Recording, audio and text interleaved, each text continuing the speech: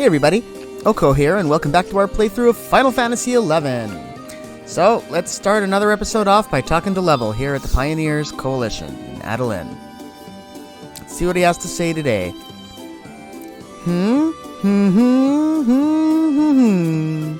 Huh?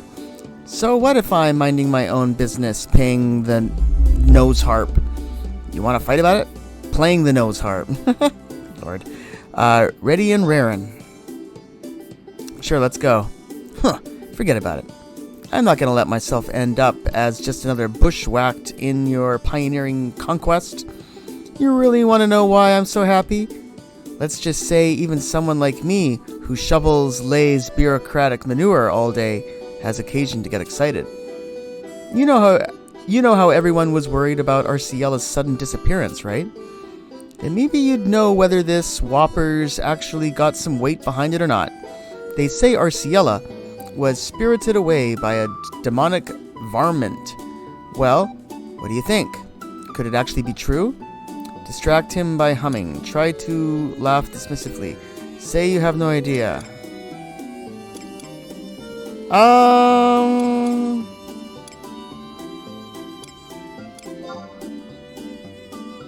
Let's laugh dismissively. Wait, what were we talking about? Well, the important thing is that the princess is as snug as a bug in a rug, once again. That's something my grandma used to say. She used to say snug as a bug in a rug, I swear to God. Speaking of which, she's been moseying on into our humble establishment quite often ever since she returned. With Ignis's illness eating away at his capability to lead, seeing her sweet face has been a breath of fresh air to the pioneering initiative. Colonization has been marching along to the tune of progress, and we Pioneers Coalition members get to gaze upon Arciella's radiant beauty almost every day. It's enough to move you to song. Oh, come on. I thought you could take a joke. Either way, that's not all her return has blessed us with. I'm not sure why, but even those curmudgeons in the Order of Weatherspoon have stopped flapping their gums over the colonization issue. I can finally work without getting a sermon about the Founder King's last words. Come to think of it, I bumped into Ingrid from that very order the other day. She gave me the dirtiest look I've ever seen in my life when I mentioned your name. You'd have thought I'd spat in the face of the goddess or something. What in the high seas happened between you two? Wait, maybe it's best not to pry. I will say, though, Scuttlebutt has it that the exorcists no longer make patrols into the jungle. Could it be that you called upon some unholy powers to manipulate them into? Level. Less shirking, more working. Leathery Lay. You can be sure I'll tan your hide if you call me that again, runt. Whoopsie! Did I say that out loud? I guess I'll have to tell the others we can't use it anymore. What was that? Look at the time. So much to do. And such a tight schedule. I best put my nose back to the grindstone. Level, I never knew you were so devoted to performing well. What? Oh, I mean, you can't judge a book by its cover, Maester Langavo? I don't know. If that's the case, then why don't you take a page out of my book and kiss your next day off goodbye? What? No! I never know if he's playing cat and mouse with me, or if he's really that dumb. As it would happen, Oko, I have a request. You see, we've just learned that a problem has arisen within the Couriers Coalition. Even though it may turn out to pose only the tiniest of threats to colonization, we must walk like a cat on eggs. Now that the voice of opposition has finally gone silent, we can't afford to jeopardize the strides we've made. Failure is not an option here. That's why I need you to go to the Couriers Coalition and find the source of this trouble. Will you do that for me? No problem. Thank you. Hopefully you can track down and snap this problem's neck in two before it causes us any harm. Happy hunting, Oko.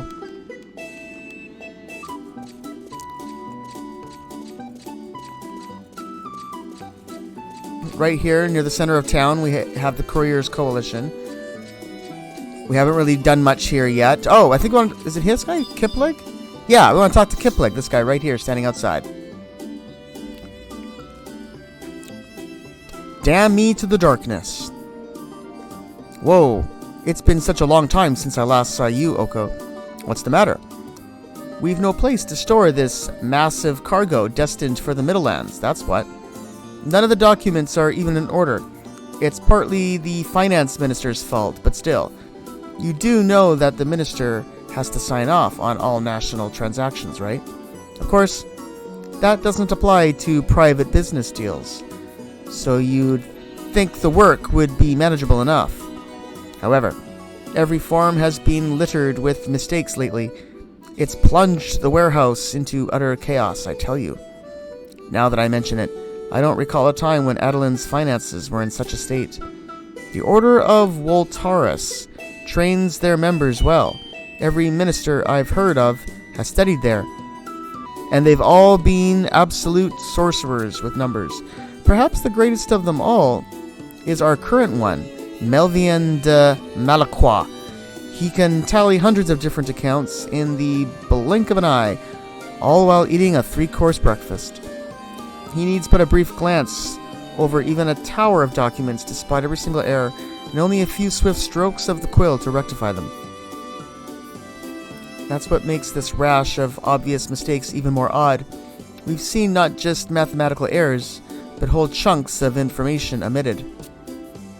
Thanks to the ministry's sloppy work, our warehouse is overflowing with some materials and completely lacking others. It's physically impossible to fulfill all our orders with what we have. Sorry to drag you into this, Oko, but could you possibly head to the waterfront and check on how things are going? I'm sure it's all topsy-turvy over there, but maybe you can find which end is up.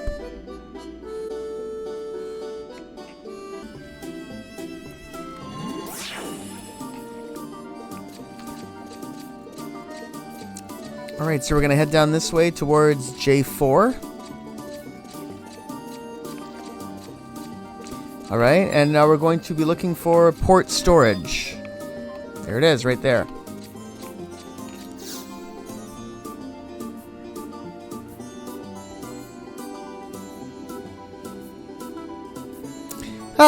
When will this drudgery cease? What would a pioneer like you be doing at this cesspool of a warehouse? How's it going? Do you even need to ask? Take a look around. It is a bedlam incarnate. We have a dearth of bare necessities and a surplus of luxury items. I cannot fathom how our city will be able to subsist if this ridiculousness continues any further. Galberain, may I have a word with you? If you think I have the time for idle twaddle, you are sorely... my apologies, Lord Estenio. You have no time for kissing up to people, Galberain. Galberian, yeah. I am here to inform you that we still do not have an adequate time frame for shipping you-know-what. You surely do not mean... Ugh. This is enough to make me bash my head against the warehouse wall. Do you see what I mean, Pioneer?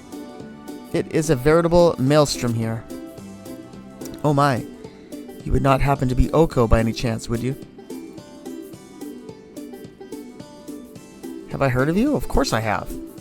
I would venture that there is nary a person in Castle Adelin who has not heard your name. It echoes from the rafters wherever patrons and servants alike gather. What? This mealy-mouthed guy is really that famous? Indeed he is. I assume that is thanks, in large part, to how much trust Arciella places in him. That hardly comes as a surprise, though, if the tales of Oko's adventures in the Middlelands are to be believed. While we are on the topic of introductions, allow me to make my own. My name is Estienio. And I am an aide of Melvian de Malacroix. Sir Melvian has been preoccupied of late with our tasks, so I have assumed his ministerial duties for the time being. And a right mess of it you have made, too. Would I come argue with that statement? Yes, I admit that my capabilities pale in comparison to the minister's. In my defense, though, no being could review dozens of documents simultaneously as he does. It is not hyperbolic in the least to suggest that Melvien de Malacroix is the single biggest reason for the nation's mercantile success. I have barely slept a wink in the past fortnight, yet have come nowhere near to replicating his efficient... Huh? What, was that a land shiver?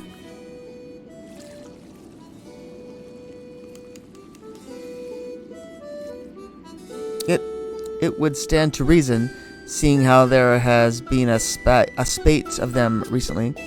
For certain, they are equally as disheartening as the current distribution situation, if not more so. The last one of some force decimated a church on a nearby islet. To think, a building of historic significance that stood for generations gone in an instant.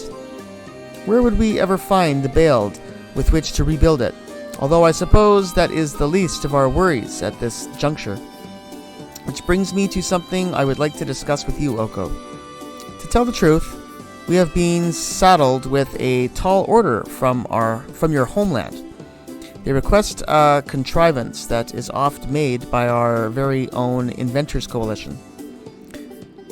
To craft it, we would need an F-skin, a lock of manticore hair, a buffalo horn, a square of manticore leather, and a square of buffalo leather.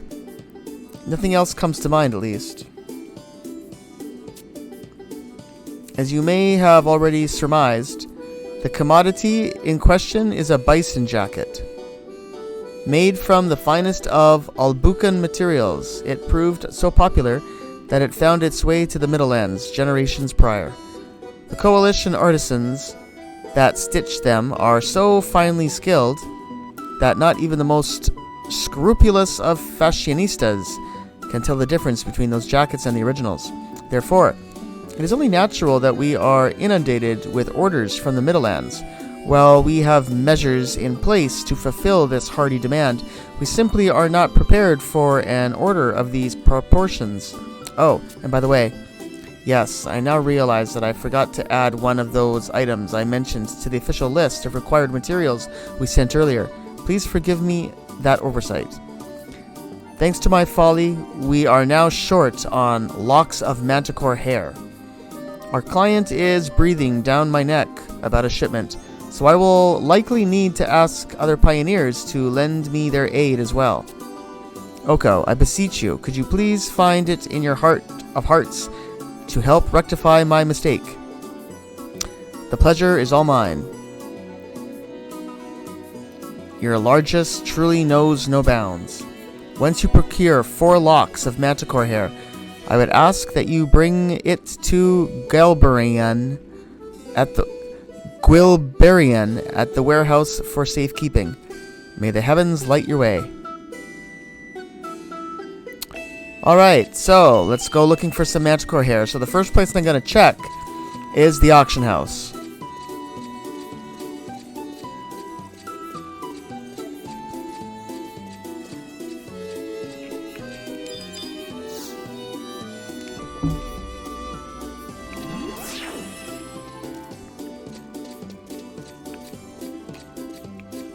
Over here.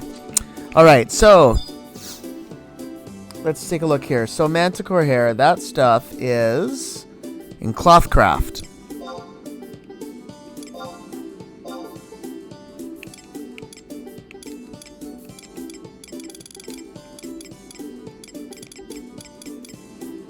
Well, there is how many do we need? 4. I guess I'll just buy what I can. Looks like we're gonna have to go out hunting for one. Alright, these are cheap.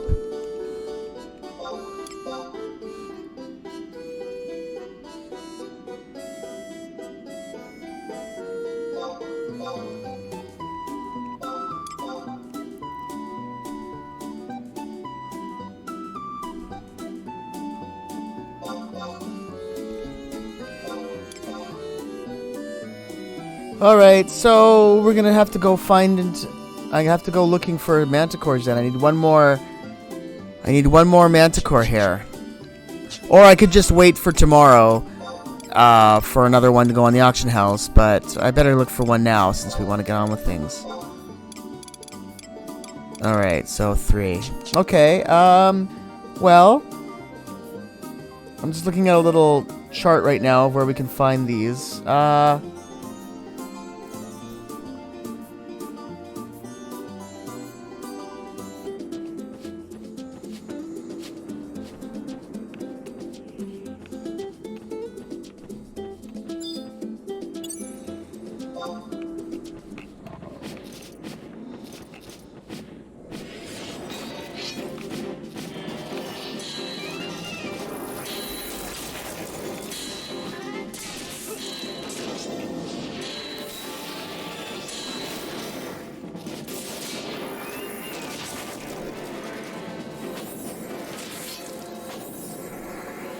Wow, we got on our first try. There we go. There's our 4th manticore hair. Wow. So yeah, we're at the Camp Tarragon. Wow, that was really quick. Alright, good. So let's head back. Wow. Holy smokes. Got lucky there.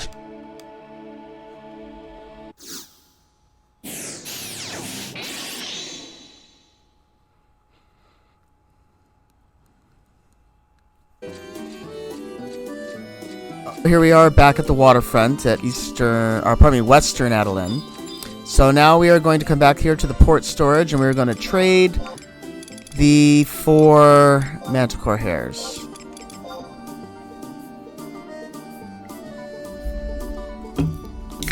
Your help is much appreciated, Oko. With this in our hands, we can finally ship out. One last thing. Could you inform the Couriers Coalition that we will soon be able to provide them with their portion as well? Thank you so much. Speak to the demon, if it isn't Oko. We just received our allotment of the goods you helped procure. I'm sure you've already been thanked, but allow me to do so too. Judging from what I gathered, the waterfront must have been in pandemonium. So this fiasco was all due to the finance ministry's miscalculations. That's rather odd. Melvien de Malacroix's mind is sharper than a spear, and his passion for the colonization movement burns brighter than a wildfire. Someone as intelligent as he must see that any negative impact on trade with the Middlelands will adversely affect pioneering. I guess the rumors were true after all. What rumors? I can't attest to the veracity of these claims, but I heard that the majority of the finance minister's duties are now being handled by aides. However, even this legion of assistants can't seem to match his bookkeeping prowess. How he's been able to stay afloat in that veritable sea of paperwork is beyond me, but it reaffirms just how extraordinary an individual he is. Anyway, my point is that myriad hardships have befallen our sacred city in his absence. Such is the inevitable consequence of a whole organization relying on one person, I suppose. As they say, a bridge with one abutment can't help but collapse. Or at least, that's what my mentor always said. In retrospect, perhaps I shouldn't be making light of the situation when the nation's fate is at stake. Wouldn't be prudent. What would be prudent, though, is apprising Maester Reginald of this possible development. They may still be just rumors, but our little talk just now has given me pause. One can never be too cautious with such sensitive information.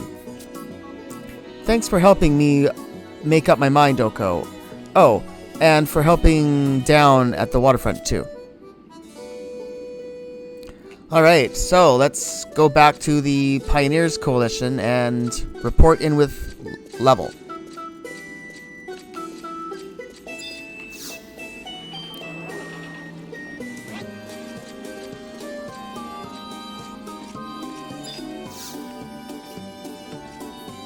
Alright, here we are back with level. Ah, Oko, what exactly was brewing at the Couriers Coalition? I see. So the finance ministry has nincompoops as big as ours, huh? You might not feel like you've done much, but trading is all about trust, and you've definitely earned the courier's coalitions. What's that? Oko saved the day once again? I knew from the very first moment I laid eyes on you that you were destined to become a walking legend. And the more I listen to your caterwauling, the more I'm convinced you've never been anything but a walking travesty. That's not true. Right, Oko? Right? He's passionate about his job. Level's great. Yeah, let's support him. Well, he's definitely a different breed of cat. One that won't even scratch when I tell him I'm going to double his assignments. What? No! I always find that Level's work improves when he has a fire under his tail. As always, I appreciate what you've done for us, Oko. This may not be much, but you more than deserve it. I wonder what Melvian is preoccupying himself with, though. I don't know of anyone who needs his expertise right now.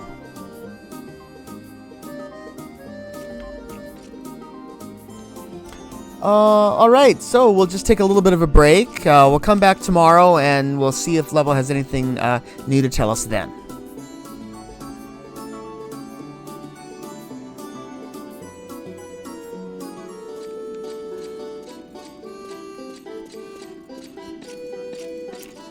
Alright, we're back at Western Adeline as soon as Level pops into existence. We'll talk to him. Ah, Oko, just the pioneer I wanted to see. The princess is here to see you. I had a hunch that I could find you here, Oko. You do remember what transpired in Kamir Drifts, don't you? Like yesterday. Then I assume you'll be interested in hearing exactly where the light that spewed forth from Orthosign was directing us. After we parted ways, I took the liberty of unsheathing the blade in one more spot. That way, I could create another line for reference. And since the two separate paths had to intersect eventually, I used them to approximate the location. Just to be sure, I compared my proposed site with ancient records like the Founder King's travelogue. While none of my sources were too exact, I think it's safe to say we must head for the summit of Mount Kamir. One of the entries mentioned King August's visit to the mountain, which is probably as much proof as we're going to get. My guess is we'll find that serpent of the sky roosting there, shimmering scales and all. At least that's what the words of my father's poem say to me. In an age whence shade dennen his land, the oar of the swallow's white words shalt be fulfilled. The warrants of forests shalt raise the merk blade high, and one of the white feathers shalt flourishen the swerdis sext.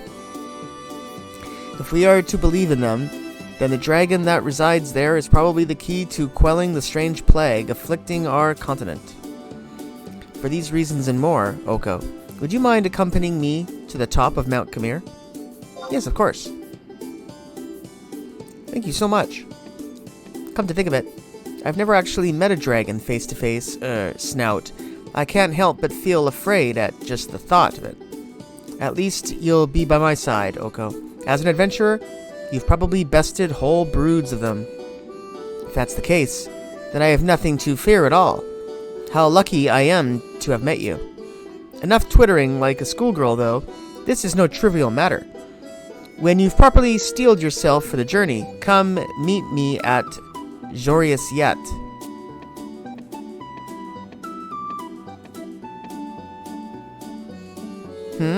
No, I never once thought about stopping Arciela. Why? Because despite her claims of being scared, I'm confident that she's as tough as any dragon. Besides, she's ventured deep into the jungle countless times already, no? Don't go spreading this around, but I might have some juicy tidbits for you to chew on. You know how you said you had no idea whether or not Arciela was carried off by some beast, well, I might have overheard the answer. Word has it that she was indeed dragged away in the blood-stained maw of some otherworldly abomination while resting outside the city gates. Does that get your knees a-knockin' or what? You can be sure that Arciella had the worst of it. But even the Order of Weatherspoon-led search party traveled a rocky road straight off the cliff of humiliation. They not only failed to find any clues as to her whereabouts by themselves, but were ambushed by hordes of creatures, the likes of which were heretofore undocumented. Some members even returned with grave wounds, supposedly inflicted by a tiger of monumental stature. Luckily, some capable pioneers stumbled upon them and were able to use their superior tracking skills to lead the exorcists to a princess. A close call for certain. And what of Arciella, I hear you thinking? The powers that be within the 12 orders forcefully persuaded the Order of Adeline to forbid her from entering the jungle on account of the dangers present there. I understand their cause for concern, seeing as how Arciella to be the next in line to lead the nation should her brother's health continue to fail. Long live Ignis. What happens after that? Anything to say? What happened after that? What do you think happened? She's not one to just lie there after falling off her horse. She got back up and registered herself as a pioneer, that's what. I believe her exact words were, "Our sovereign nation is no monarchy, nor is anyone from our order guaranteed a position of leadership.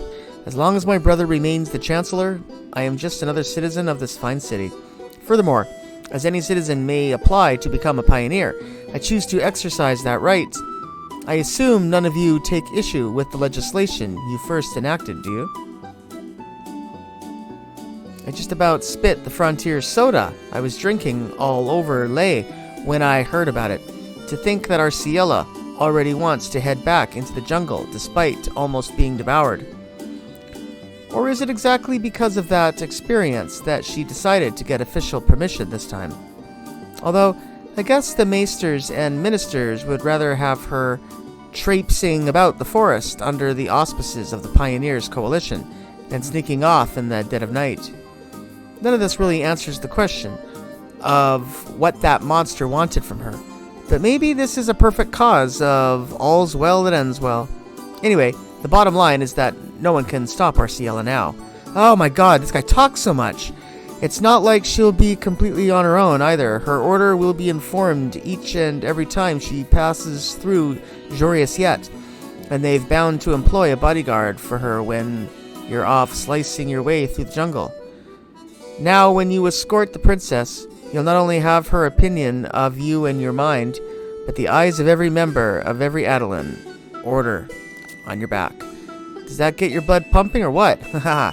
In all seriousness, though, I believe in you. The fate of our princess is in your hands, Oko. Oh my gosh. Stop talking so much. I've never seen a more determined face than yours is right now. Oko, good to know you're ready. Well then, shall we get going for Mount Khmer?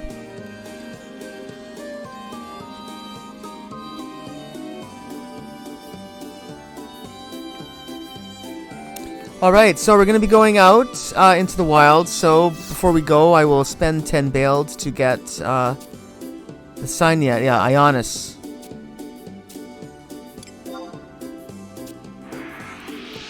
Okay, and then we'll just, I guess, warp to the Khmer Drifts. We have, I think, all of the waypoints activated there. And the place we want to go is at H5.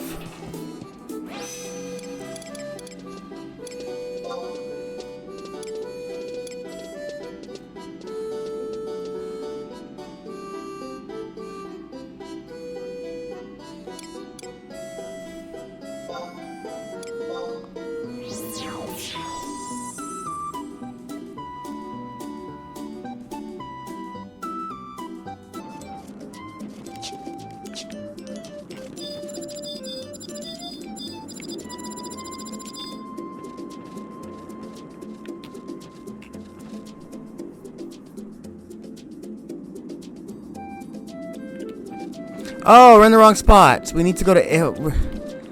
It's actually an H5, not H6. So it's got to be here then. Yeah, there it is. Alright, so here's the little alpine trail. Goes upwards. We can't get up there, but we can click here to get a little cutscene. This path seems to lead toward the summit of... Yes, we want to go that way.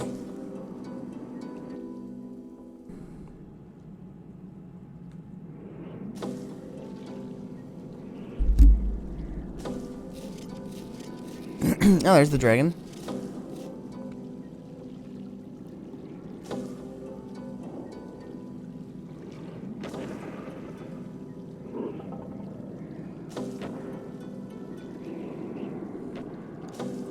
Cool.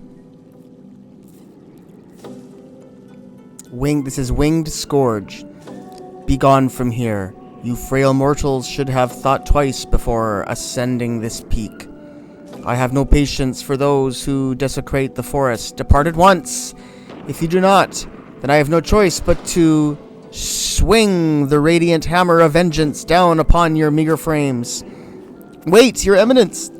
Before you judge us, I would like you to take a look at this. That blade.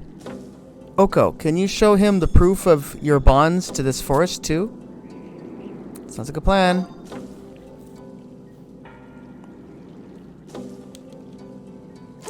You bring forth the Rosalaceous poem before the Winged Scourge. The Winged Scourge casts a burning stare in your direction. Orthursine and Rosalaceous poem. You mean to tell me that you are not like the rest of those pillagers, but staunch believers in August and his desire to preserve the forest? You refer to the founder king by his first name, so you knew him personally. But he lived centuries upon centuries ago. You couldn't possibly. Of course I knew him, for I am Sajaka.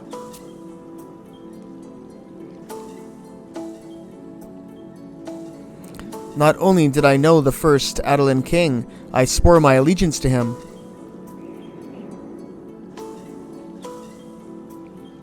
Was it centuries ago? Millennia?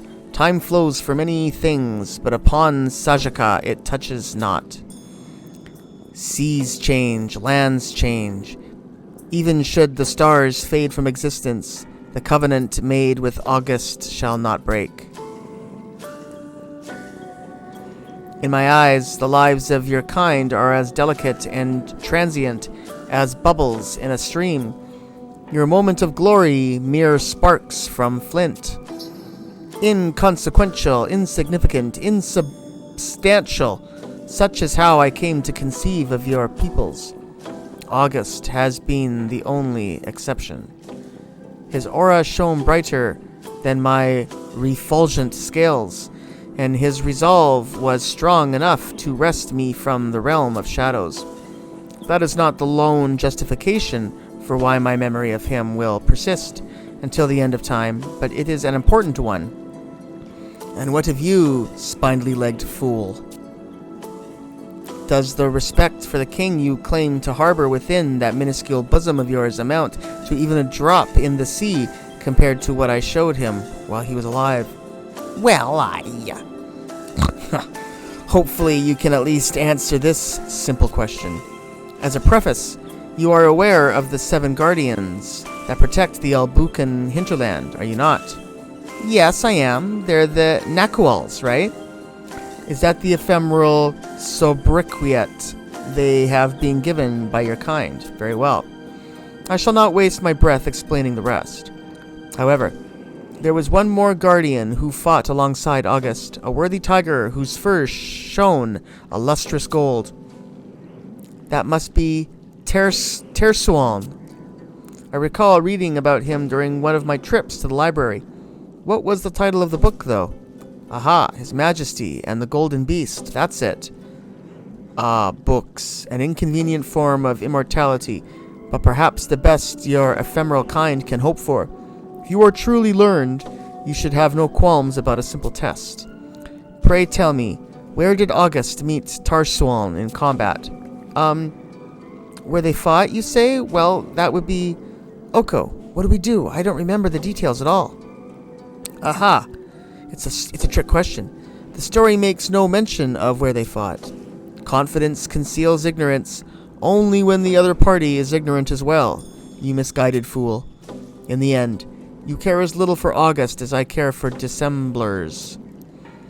The one who saved me from that place where even the faintest hint of light is swallowed whole. Nestlings such as you could never hope to fathom his greatness. I was foolish to believe otherwise. I will not stand for this a moment longer. I know not why you trespassed upon this land, and I no longer care. There is nothing left to discuss, for you have proven beyond a doubt that you are incapable of understanding August's will. Remove yourself from my presence. Our conversation has left me weary of both speaking with mortals and with life itself. I'm so embarrassed, Oko. I don't want to admit it, but maybe he's right after all. It was silly of me to come here knowing so little. If I'm to make amends, there's only one thing left to do. Oko, let's burrow deep into Adeline's vault of knowledge, leaving no page unturned in our wake.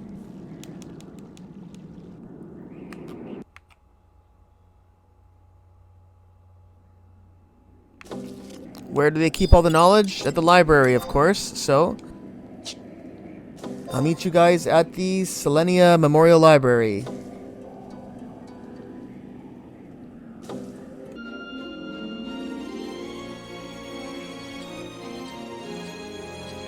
Arciella, Oko, what a pleasant surprise.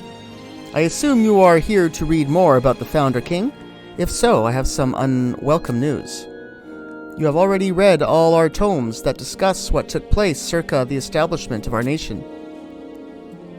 Is that so? Do you have any idea what to do now, Oko? If there are no books left to read, how are we ever going to answer that dragon's question?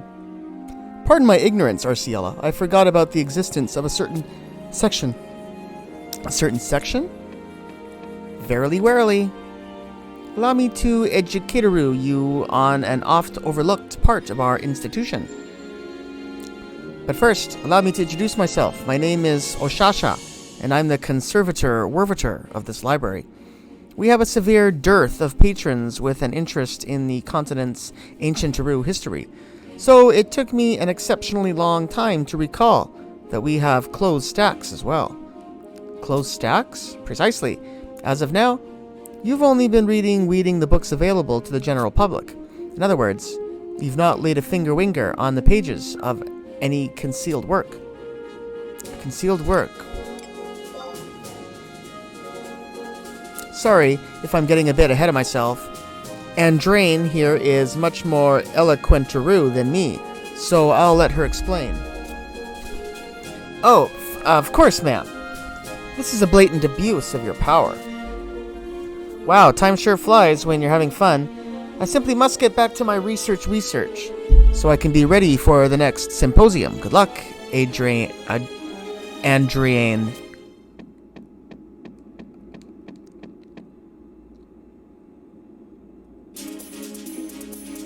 Well, concealed works are tomes that may not be removed from the premises. I would be more than happy to wade through the stacks for you, but I cannot take the plunge without some direction. Are there really that many books back there? Indeed there are. Though Adeline was founded long ago, it was not long enough ago to predate the written word. The books are practically cascading from the shelves. So voluminous are they. Pioneers also contribute to the archives every day by returning from the jungle with field reports.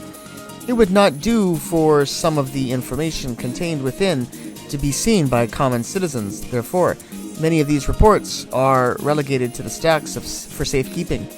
In summation, it is impossible to provide you with every tome from this ever-growing mass of vellum. I will need a subject via which to select a few relevant texts. Well, Oko, what topic do you suggest we have her look for? The Founder King's retinue, the Founder King's battle, the Founder King's death, Founder King's favorite sweets.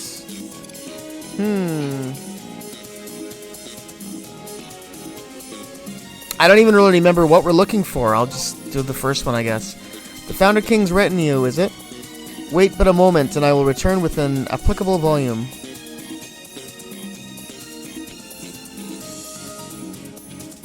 I trust this is the sort of tome for which you are searching.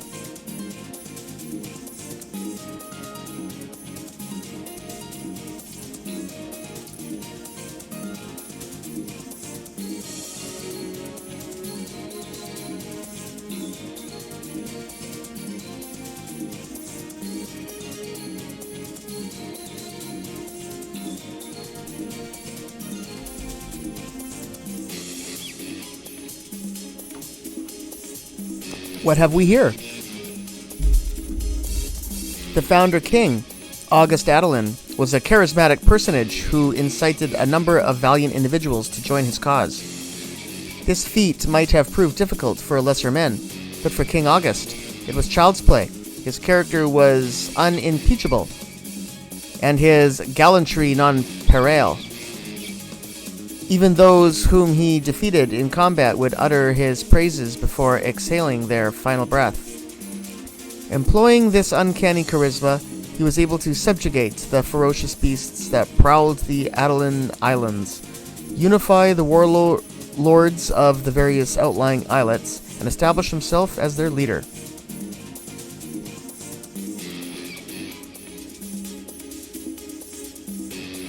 These former warlords numbered 11 strong, and they formed what would eventually be known as 11 of the 12 orders, excepting only the king's house.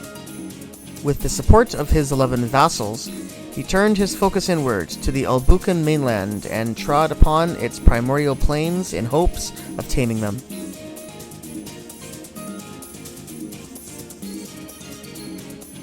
Pressing ever further into the maze of vegetation, they stumbled upon a swath of woodland, now known as Yorkshire Weld, wherein they encountered a tiger that loomed larger than the most expansive manse of the day, and whose pelt was a radiant gold that would catch the sun's rays just right to melt the eyes of any who dared gaze upon it for more than a few moments. This massive beast claimed to be the ruler of all who inhabited the jungle, and challenged the founder king with an ear-splitting roar. "My name is Tarsalm, and you may only proceed once I lay lifeless upon the forest floor." This is all sounding very familiar. With that guttural proclamation, the creatures surrounding the king withdrew, leaving what they assumed would be the best pickings to their pack leader. As a rejoinder, August vowed to skin the feline alive if he laid a claw on any one of the king's followers, and the two began staring each other down in a silence that finally broke half a day hence.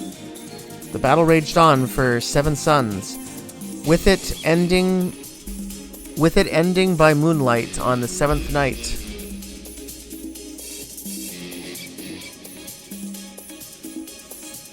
Neither wildcat nor warrior could deny the other's raw power, so they stopped the duel in favor of a long-lasting friendship.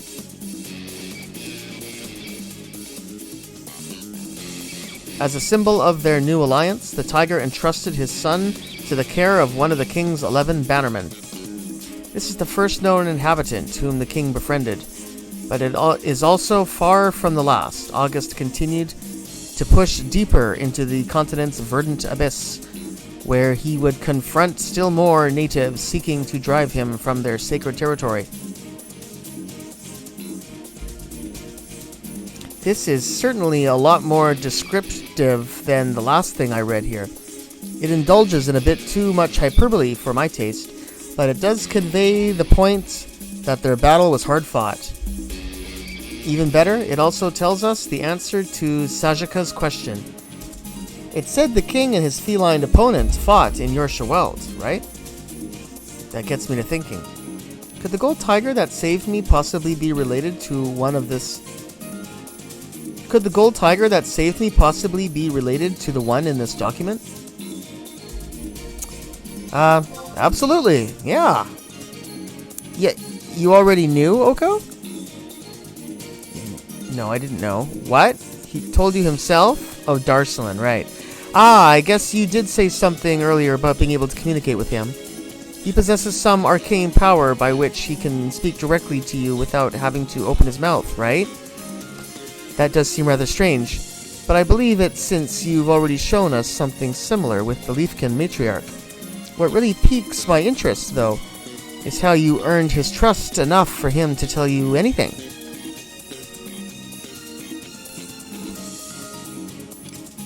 Oh, we have to go through all of these. My god. The Founder King's battle, you say. Very well. Oh my gosh. This is just... Whatever. We'll get through this. I might not read all this. It's just so much. I don't know if my voice can handle all this dialogue today. Okay, maybe this one's shorter. Let's just see. I doubt it. Oh my, Oko, look here. The most fearsome adversaries the king and his retinue faced during the Great Expedition were the Cimmerian adherents.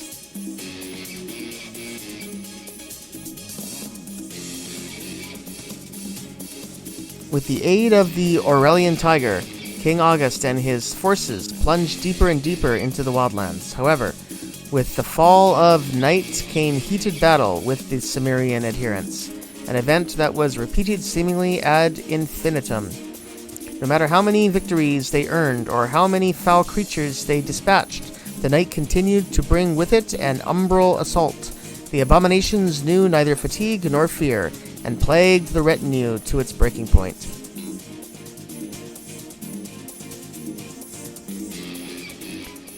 The fiend's reign of terror did not stop with the king's party, though. The creatures were said to loathe all things that drew breath or energy from the sun.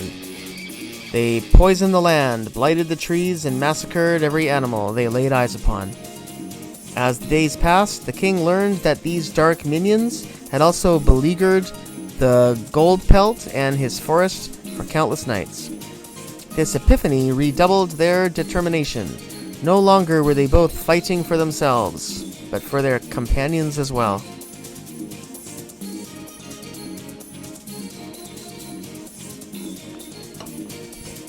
Then, one evenfall, a bloodbath rained down upon the Albucan jungle, tainting its lush vegetation a mournful shade of red. The event began with an enemy ambuscade. Ring upon ring of nocturnal horrors encircled the king and his followers.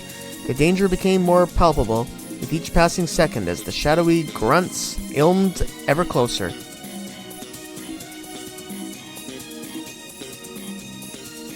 This resplendent feline expended his remaining stamina to unleash a terrifying attack that felled all the surrounding enemies. The selfless act bought the king and his companions enough time to escape, but also cost the tiger his life.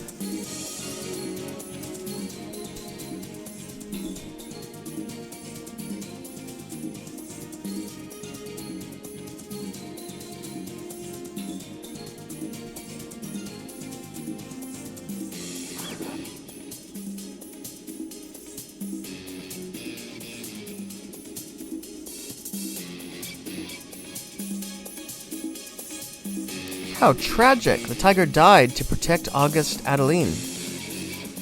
Incited by the display of the wildcat's bravery, his son, the king, and the monarch's 11 stalwart crusaders pressed on in the face of the nightmarish barrage. The conflict lasted for so long that all involved lost count of the days spent cleaving chunks of flesh from their assailants. At last, however, the forces of the night were pushed back to the sorcerous ruins from which they first emerged. It was there that the explorers were met with that which controlled the entirety of the Cimmerian adherents. The mastermind behind the invasion of Albuca and the destruction of its lands was... Who or what exactly reigned over the Cimmerian adherents? This is getting really good. Ah, no. Just my luck that the most important page in the entire record has been ripped out. But wait. Haven't there been sightings of beings similar to what this text calls dark minions and Cimmerian adherents? If that's the case, then why are these creatures appearing again out of nowhere? They should be confined to the pages of history books and lines of old wives' tales, not roaming the jungle of present-day Ulbuka. It says that the Cimmerian adherents crawled up out of the subterranean den at the behest of some being. It says that the Cimmerian adherents crawled up out of their subterranean den at the behest of some being. If only we knew its identity. The Founder King's death.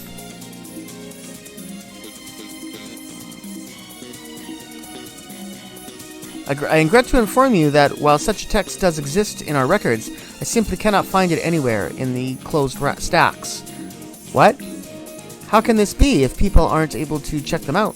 Well, according to the log, we gave one of the ministers special permission to borrow it. One of the ministers? Yes, it says here that we lent it to Melvien de Malacroix. Melvien?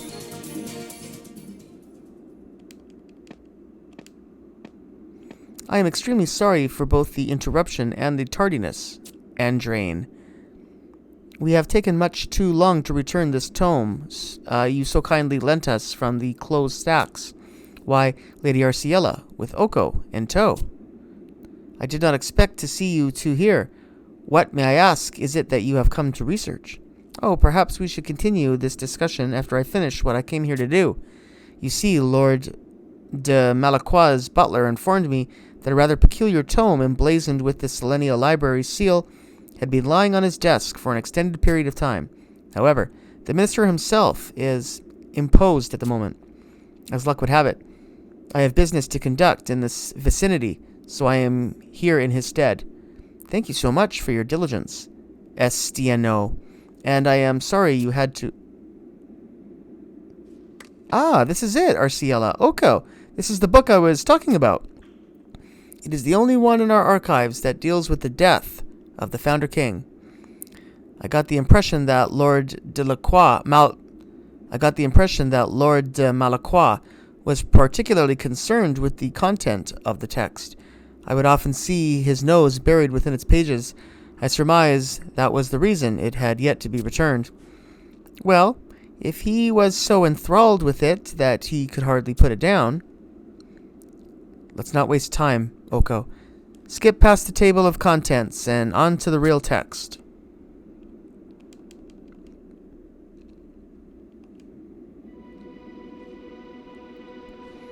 Not a soul bore witness to the king's demise. The king and his followers stepped into those mysterious ruins wherein the Serpentine Labyrinth, dubbed such due to the fact it contained as many branching passageways as leaves in the jungle, sprawled before them. The Serpentine Labyrinth? Does that sound like anything you've heard of before, Oko? Not in the least. I see. I guess the text is pretty vague. Ugh. If only I could fully remember. I swear I was told a story about some old building buried deep beneath the earth when I was a kid, but I can't recall any of the details. I always assumed such tales were only told to scare children or stimulate their imaginations. But maybe there is some truth to this one after all. Either way, let's continue reading before we jump to any conclusions. The hordes of uncanny terrors that crawled above ground to corrupt the land all did so from that very labyrinth.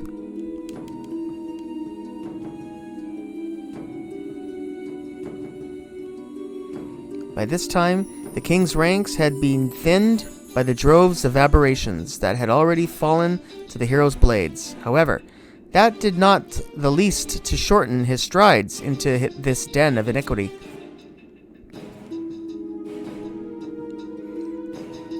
Each footfall they took resounded with a booming determination to prevent the caliginous menace from ever resurfacing. And yet, with the exception of one subordinate, the steps of every person who made the descent with King August were silenced within that abyssal mausoleum.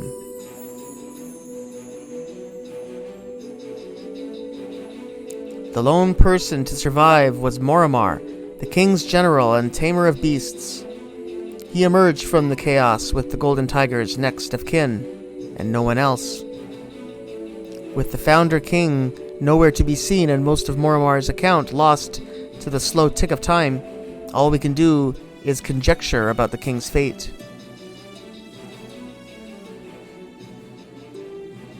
That conjecture, sadly, can only be based upon the few curt words his general spoke of the terrible incident. From them, we can conclude that King August expended his life inside the bowels of the Serpentine Labyrinth, clashing with...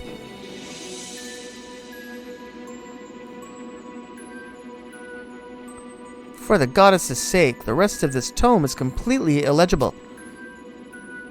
The battle was a spectacle of atrocious beauty, with hacked limbs and ruptured veins decorating each and every window corridor of the subterranean maze. Explorer after explorer in the king's retinue was struck down, but not before they could drag regiments of oppressors to the grave with them. King August used himself as a shield to allow Moromar time with which to return soilside. With little to no room for error, and even less for respite, the monarch's chances of climbing back up from those treacherous depths were lamentably slim.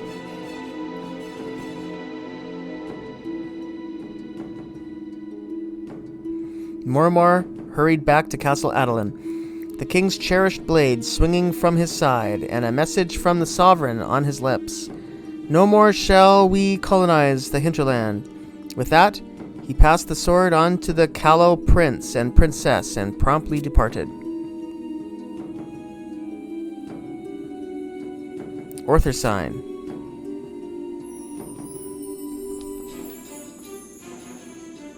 His orders fulfilled, Moromar vanquished from sight, never to be seen again. Even after his disappearance, tales of his and his feline companions' efforts to preserve the forest waft above the heads of citizens throughout Adoulin's bifurcated districts to this day. So, King August never did make it back above ground.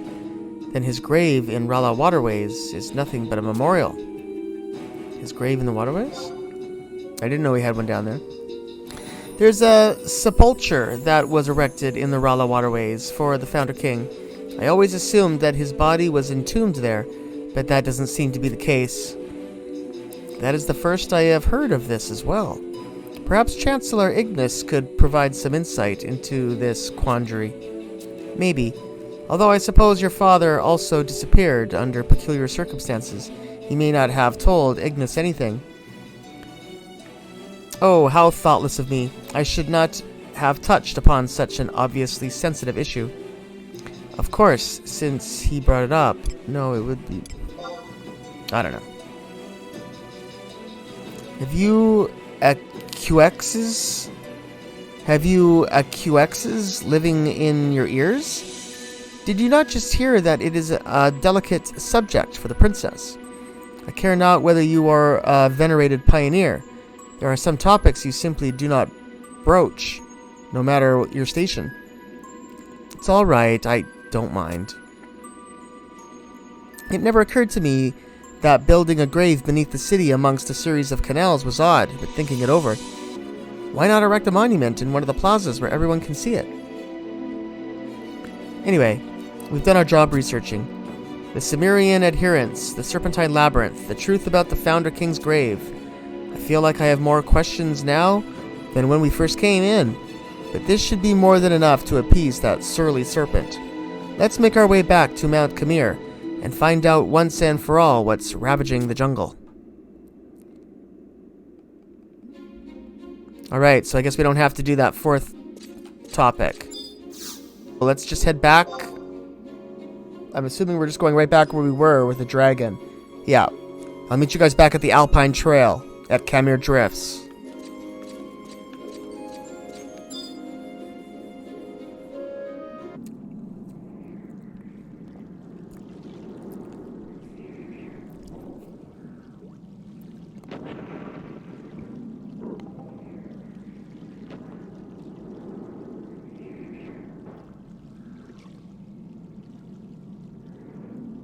Petulant children, did I not ask you to be gone from my sight?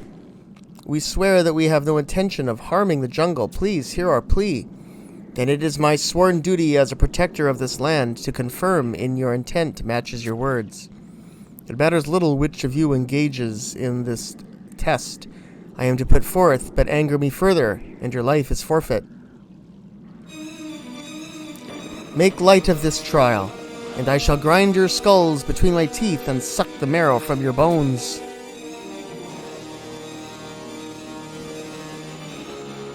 We shall not. Well, how unexpected. The boys putting on airs. Yet pride always comes before a fall. Let us hope that the fire in your eyes does not become quenched by the avalanche of failure. And an avalanche it shall be. Should you make even one misstep, let the first trial begin. The king of legends was saved by a tiger, whose mane looked to be woven from golden threads. Where was the site of their struggle? It was your Shaweld. The truth is never a low-hanging fruit, free for all to pluck. It comes only to those willing to snatch it from the heavens. Though I did not bear witness to this truth, Tarsualm and August incessantly regaled me with every last detail, and I could recite the story by heart. Beyond doubt, the two struggled valiantly, with August staring straight into the abyss and dragging forth victory from its gaping maw. Tarsualm thus chose to serve the fabled one, learning to love him much as I did. Now, for the second test. Tarsualm's cub was entrusted to one of August's most trusted generals. I assume you came across this fact in your studies. Tarsualm's cub was entrusted to one of August's most trusted generals. I assume you came across this fact in your studies. Who was this man? It was Moramar. Yes, this is correct. A truly powerful individual indeed. Though his star did not shine as brightly as his lord's. August's 11 generals were the only men and women to ever move my heart. That remains true to this day. Let us move to the final question. When all seems lost and the king made his last stand, where was it that he fought tooth and claw? That was in the Serpentine Labyrinth. That is correct. Young one, you have prepared well for this encounter. I recognize you as heritors to August's will, and will grant you one brief audience. Phew. Oko, I'm always glad to have you by my side. I don't know what I would have done. There are limits to that which man has recorded in his annals. But as I said before, truth is a fruit found only by the intellectually ravenous. Then you know details hidden from our eyes and ears. Beyond doubt. Sajaka, you mentioned that it was August, the founder king, who released you. Your memory is sharp as a fresh blade, young one. And what about you, son of man? Do you recall this tale? Does the story sound familiar? Sure. I had taken you both for fools, but now I see that you are worthy. Yes, that tale is yet another in this series of truths. I am not of Albucan origin. The time is not right for me to explain the story in its entirety, but suffice to say, I was long chained down in a terrible domain, and it was the king who released me from my prison. Never again will I return there, nor will they. What will you ask? What? But isn't it your homeland? Who are they? You mentioned earlier that beings you know as the Nakuals. Perhaps it is as he said, I should not look down on the sons of man. As who said? Sajaka. As pioneers whose charge is to open up the jungle, clashes with the Nakuals are inevitable. We knew it from the very beginning. Pioneering. Unsurprising, given that they are the guardians of Albuca. We are quite alike, the Nakuals and I. We are all residents of a land we cannot call our own, rescued from fate by the one you call the Founder King. They obeyed his will much like I did, and when he ordered them to guard 6 locations around Albuca, they were bound to obey. That is how they came to protect this land. The ancient pact declared that they were to remain distant from the affairs of mortals and shelter the jungle from harm. Their calling is to shelter the jungle? Yet countless years have passed since the king made his request manifest, perhaps too many years. Some who witnessed those times firsthand have had their memories fade as the centuries passed and have long forgotten the very reason for their sworn task. And not just the why, but also the what. You may call them the protectors of the land, young one, but you are sorely mistaken. It is not the jungle they pledged to protect. I don't understand. They were scattered throughout the 6 reaches of Albuca, to be sure, but not for the reason you think. They were sent to guard the 6 entrances to what you refer to as the Serpentine Labyrinth. Then the Serpentine Labyrinth is more than just a myth? When August made his last stand, he bid Moromar and I to return to the surface without him. Our purpose, given by the king himself, was not to guard his side. It was to deliver his orders unto the Naquals. They were to seal the entrances to the labyrinth and ensure that nary so much as a man's breath penetrate into its recesses. Sajaka, let me interject. You said that the Naquals are to guard the 6 entrances to the Serpentine Labyrinth. Correct. Our annals states that there are 7 Naquals, but you mentioned only 6 entrances. Then where is the 7th one? Where is he? What is he protecting? He was different from the rest. In ancient times, he was referred to as the Deathborn Zal, and his purpose was to serve the hallowed leader of the Cimmerian adherents. You mean August's sworn enemies? Indeed. He was one of the Zal Triumvirate. But during his fierce clashes with August, he came to see the light. I know not where he is or what his task is. Perhaps... No, speculation is not my forte. He is impossible for me to read. Sajaka, I have more to ask you. August's sword, Orthersign, led me here to this very spot. Before I began private tutelage, my father often read to us a poem, and one verse sticks out to me to this day. When disaster is nigh and evil has descended, brandish the sword to the heavens, and all shall be mended. The light that pierced the sky signaled the top of this peak. I know the Founder King left something, or someone, very important with you. But Orthersign was not our only beacon. The twinned world tree, whose power wanes even as we speak, gave a rosolaceous poem to Oko, as it gave something to you. The winds of change are sweeping Albuca, threatening to blow away all she embraces. And this change bodes ill for all of us. Horrific beasts of unforeseen origin are appearing in greater number by the day. Land shivers threaten to knock over even the stoutest building in Adeline. Trees wither and die, and the water runs foul. Tell me, Sajaka, why? Why is this happening? Isn't there anything we can do to stop it? Please, if you know anything, share it with us. The seals of the Serpentine Labyrinth wear thin. The spirits of the past are beginning to reawaken. The spirits of the past? Do you mean those who commanded the Cimmerian adherents? None other. Despite his monumental strength, even August was not able to vanquish them. Merely sealing them within the labyrinth's confines took all of his strength, and yet he succeeded in stopping. him. The Lord of the Serpentine Labyrinth, Hades. So this entity has a name? Darkness threatens to choke this land once more. He returns. The smell of the wind, the undulations of the land, it is now as it was then. Like a harsh wind chipping away at a boulder, his return is sluggish, but inevitable. And what then? When he returns to Albuca? You too, child, must sense it. Forces antithetical to all life strengthen with each passing day. As they wax, the power of the world tree wanes.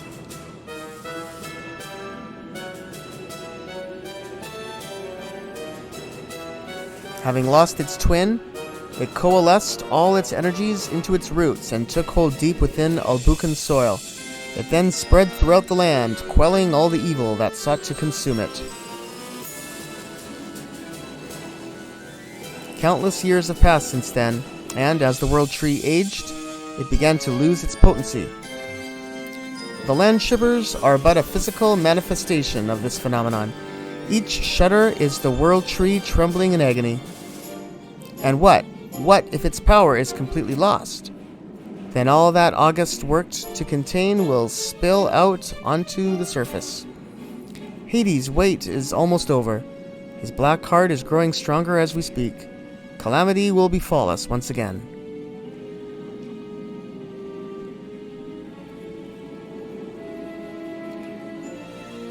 The air a stifling miasma, the water a fetid pool, the land a shattered palisade, and the jungle a lifeless husk. Black flames will scourge the forest, rending all life from stem to stern, spelling a brutal end for us all. This is the inevitable conclusion of all we have faced so far. How? How can we stop it? We cannot. It can't be. Sajaka, you stared into the serpentine labyrinth and lived. You must know something, young child, and her young friend. I am but a relic of the past. Would that August were alive, things may be different. If not his body, then at least his spirit. But it is still chained within the serpentine labyrinth's most inner recesses. During August's crusade, he was ruthlessly devoted to his cause, and the world tree was at the height of its power.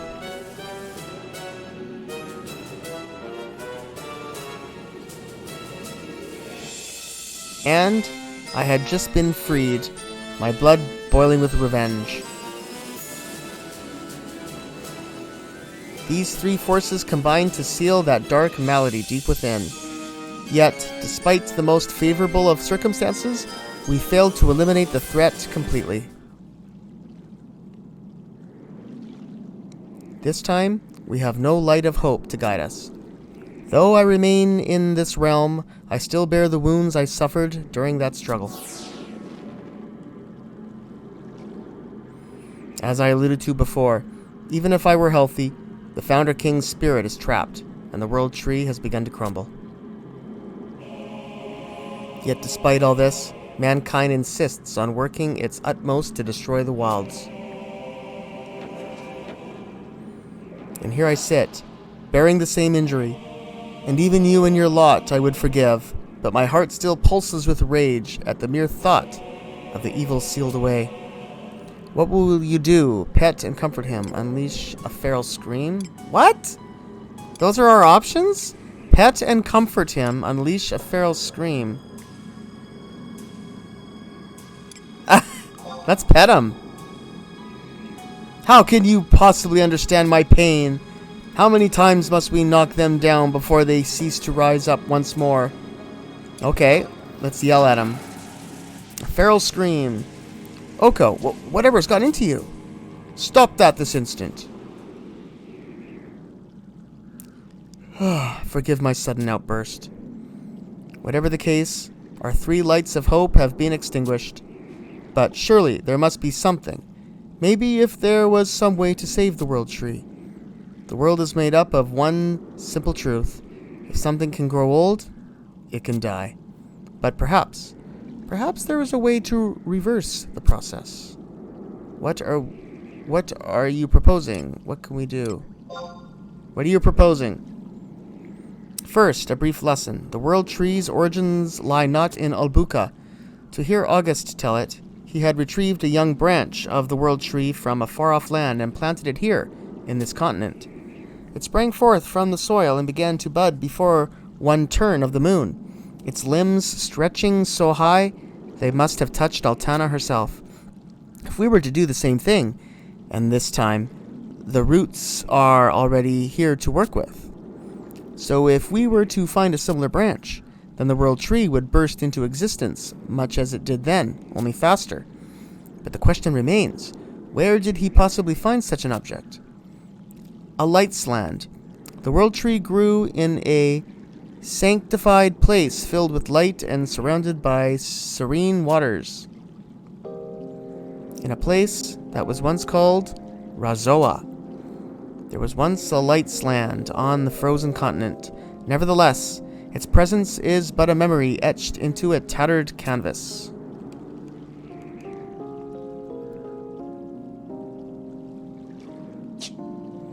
Razoa. We only know it as a land wrapped in the flames of war. But I can feel it, a spark of brilliance located within a stifling place.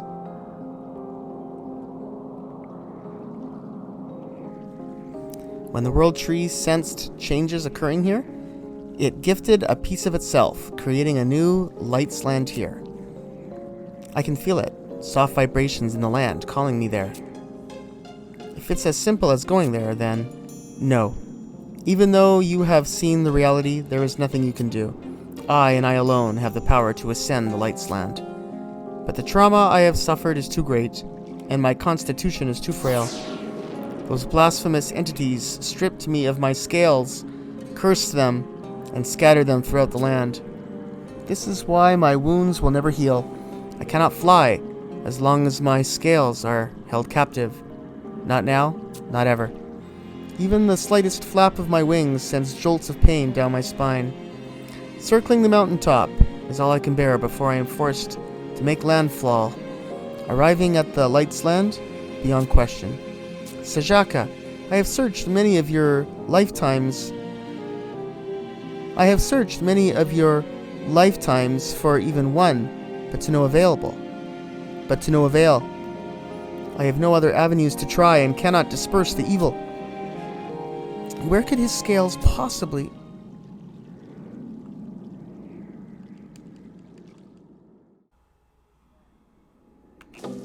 Alright, so that was another long cutscene. So I guess we're going to be looking for some scales, I think is what we're going to be up to. So the next place we want to head to is Woe Gates.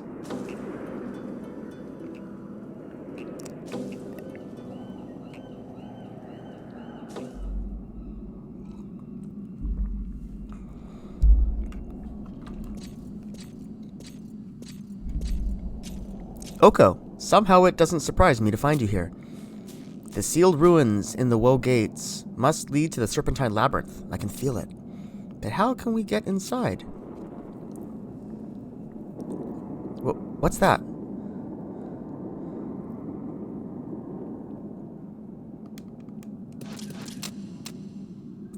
I remember you. It has been a while, Oko. Come, if we do not make haste, the gate will open. He's calling to us, Oko. We've got to hurry. Quickly, before we lose him. So now we want to...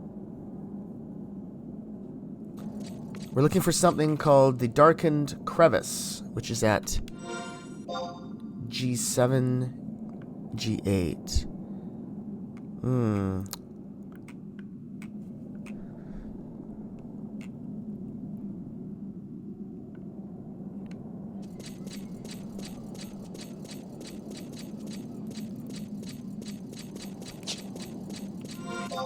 Okay, so here we are. This is the tunnel that we were looking for. There's a mining point, but we're looking for something called the Darkened Crevice. There it is right there. Very inconspicuous spot. Kind of hard, easy to miss. Alright, so let's click on this spot right here. See what happens.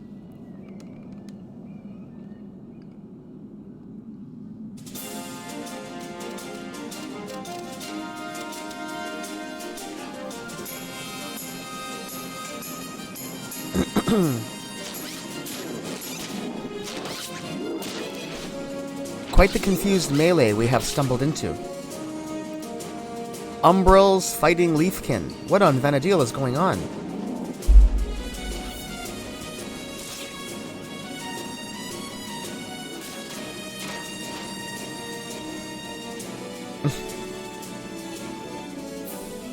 No blood.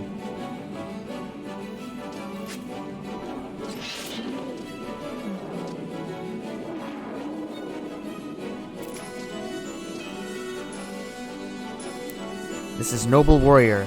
Darcelin, what took you so long? Like you would ever lose before I got here.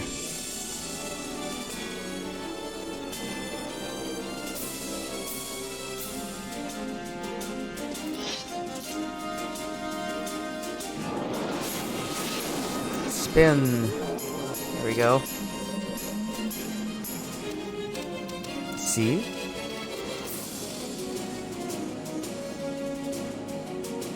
Where's the respect you're supposed to show your master? Never forget who's the older one here.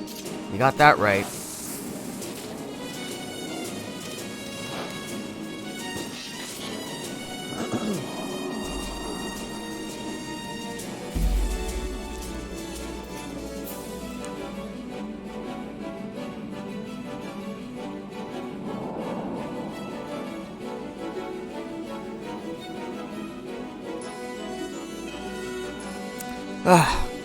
Numberless horde indeed.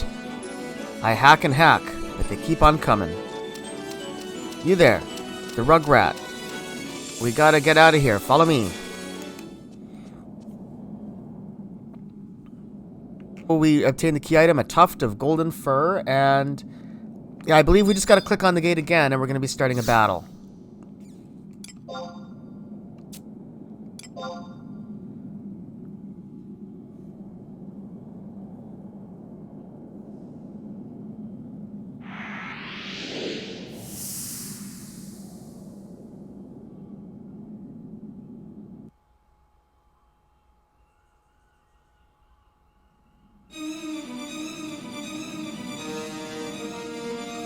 Alright, so we got to bring our trust in as quick as we can. We're going to be fighting a bunch of monsters. Waves of monsters.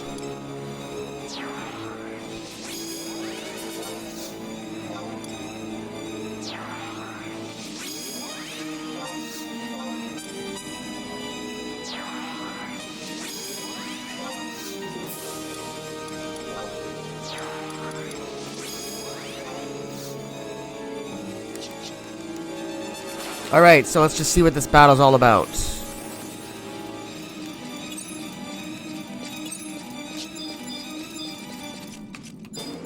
Okay.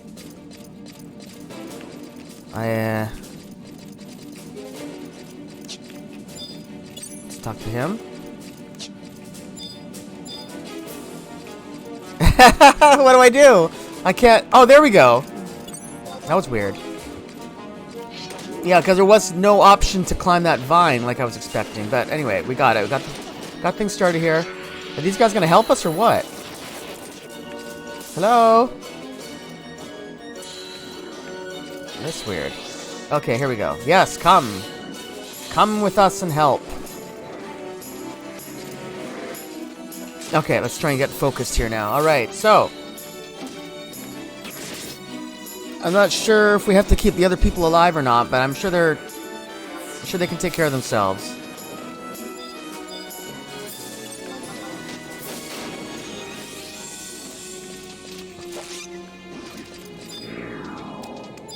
I can't move, and I can't switch. Oh, there we are.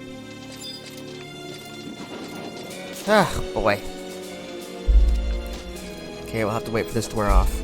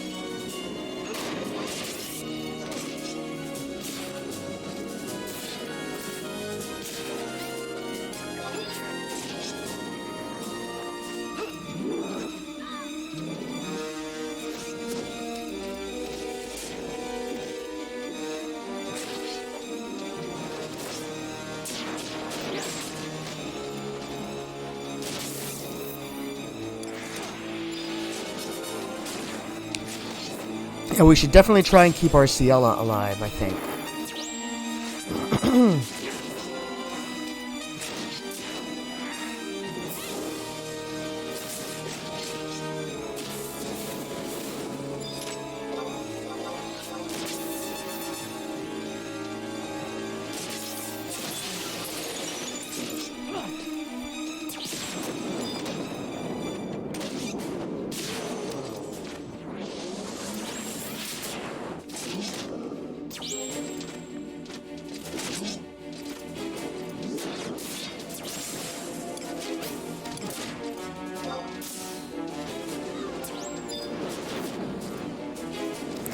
Let's do Sentinel.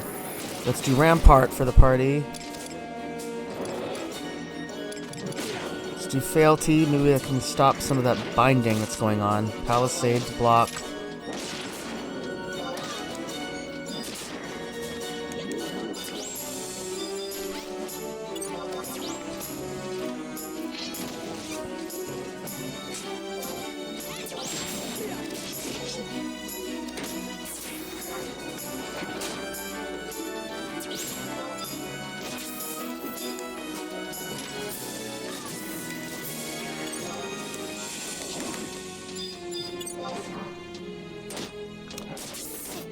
Yeah, I noticed that the controls are rather slow for this battle, and the frame rate is quite low. I think there's just a lot going on here with the extra party members that we have helping us. That's okay, we're making things work here. We seem to be somewhat keeping on top of things. I don't know how long this goes on for. I didn't read ahead of time how this battle works or what we have to do. I didn't even know what the battle was going to involve.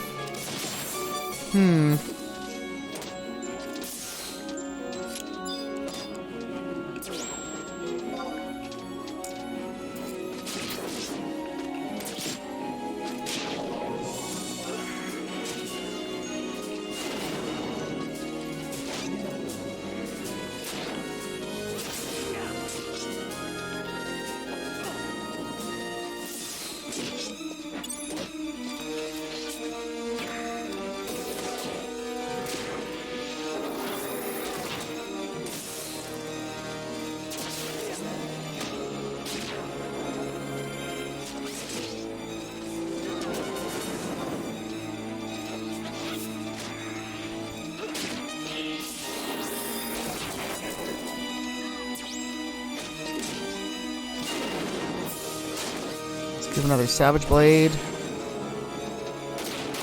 Alright, how are we doing for buffs here?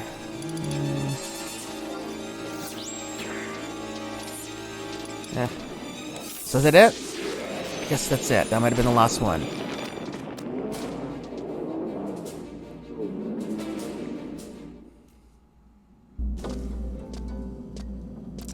Got them all cleaned up?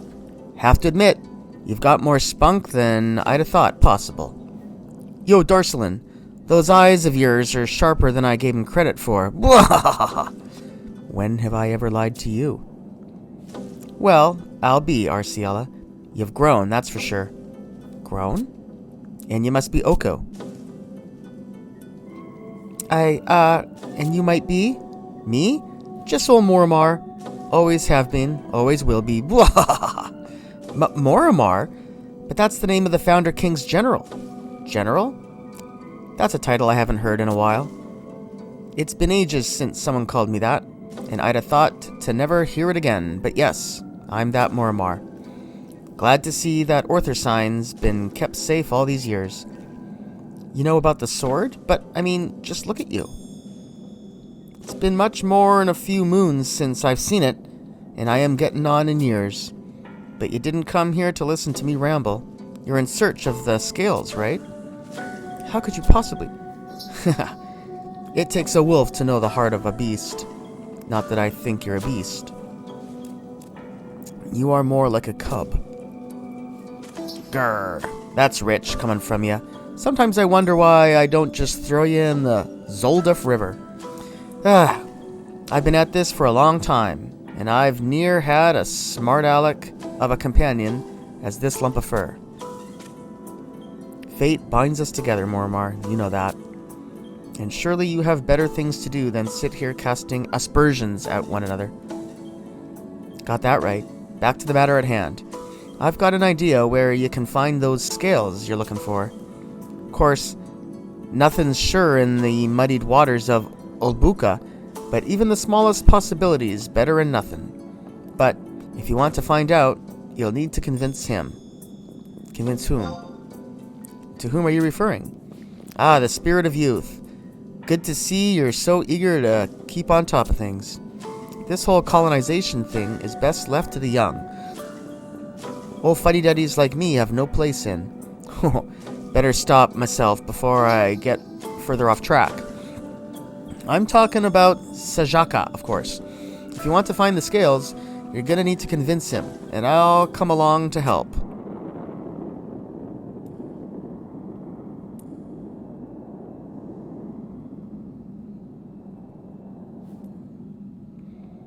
We're running out of time.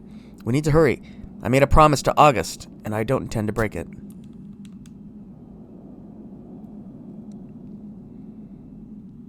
Alright, so now we are going to head back to... What's that dragon's name again? No, Sajaka. Yeah, we're going to head back to Sajaka by heading to Camera Drifts and taking that Alpine Trail.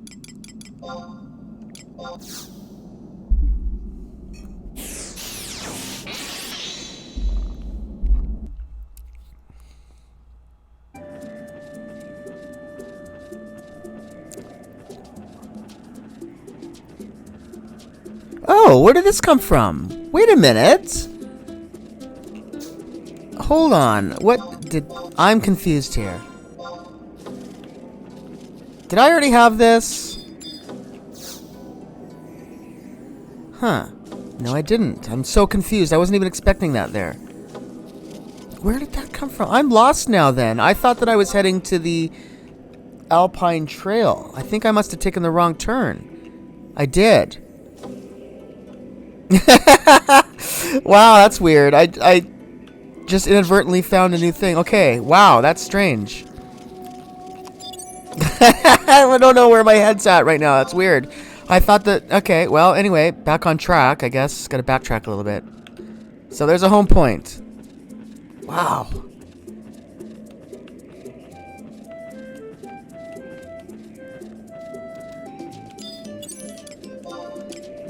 Alright, so here we are back at the Alpine Trail. After that little detour, click on this and we will have another meeting with Sajaka. Let's see what he has to say now. Darcelin and Moramar, too, and also you two. Even a caged Opo knows that it cannot reach the Pamama tree. This was your doing, I assume. 'Twas. I know not what you plan, but I could have my answer engraved on a stone tablet, and you would just claim to be illiterate. Come on, Sajaka. You're not one to forget the oath you swore to August, to protect the wildlands. Or do you mean to say you wanted to help when it was convenient for you, and the rest of us be damned? Please, mighty dragon, we need your aid. No, begone. But this is the will of the king himself. What you would ask of me cannot be done. August told us to impart one lesson to the people. Never again were they to set foot in the wilds. What do you think of Sajaka's claim? What you would ask of me cannot be done. August told us to impart one lesson on the people. Never again were they to set foot in the wilds. I'll agree to sort of be agreeable. See, Moramar? Even an outsider such as he knows the tale. Do you not see your role as an accomplice in this travesty? In any event, the king had but one wish, that none ever enter the continent. But the children of men are foolhardy. Their lives last but an instant, and thus their capacity for wisdom is lacking. They knew his dying words, yet from then until this very day, they never abandoned their desire to terrorize the jungle. The fools are not aware that the world tree's roots are buried deep within the Serpentine Labyrinth, shutting in the forces of darkness from the outside world. No, not only are they ignorant, they continue to harm the tree with each breath they take. Numbers are the years I spent watching humanity's pernicious deeds from atop this frigid peak. I am confident that the king would not have wavered in these dark times. Man is to leave this place. You sing a tune of gloom and doom, Sajaka, but these are desperate times. Who else do you expect to save the world tree? This isn't a question of men, nor of how long a life ye lead. Doesn't matter one bit. If the Prince of the Deeps comes back, both man and beast, both the mortal and the ageless, will be swallowed up whole. You know why? Because he detests all life. You're aware of it as much as I am. His scythe'll reap all that draws breath.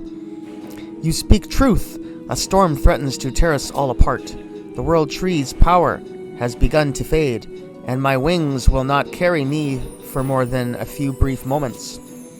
The Nakuals have been embroiled in conflict from dawn to dusk since the moment Maramar emerged from that cursed labyrinth, and even they have begun to forget why. That's exactly what I'm getting at. Sajaka, not for even a second have I forgotten that August gave me Orthersign and said, never again is man to set foot into the wilds. But think, why, after all these centuries, would the blade burn bright and point these two kids here? I've been trying to say that the whole time. Don't you agree, Oko? There's some deeper meaning. It's just the winds of change. What? These are weird options, huh? Let's just go with this first one. See? We both think so. I, too, see a reason behind all this. Long ago, when August's dying words had begun to fade into legend, Adulinians set out to recolonize the land. You're talking about the Great Expedition. Is that how it came to be known? Trust me, there was nothing great about it. August made a 5-degree turn in his grave, and they all ran howling back to the city with their tails between their legs. And what did they do when they get back? Made some excuse about needing to respect the dead and erected that huge seal? A huge seal? What matters is that they made it. Don't worry yourself with the particulars. When faced with something they do not know, man has a deep-rooted need to seal it away and never think about it again. They cover it, put it away, and pretend that it never existed. August was right. Some people are stronger than others. That's why his first warning came in a dream. He figured that'd be enough. But your Ignis is as thick-skulled as a Velk. So when that didn't work, August took a bit of the World Tree's power and turned him into a Leafkin.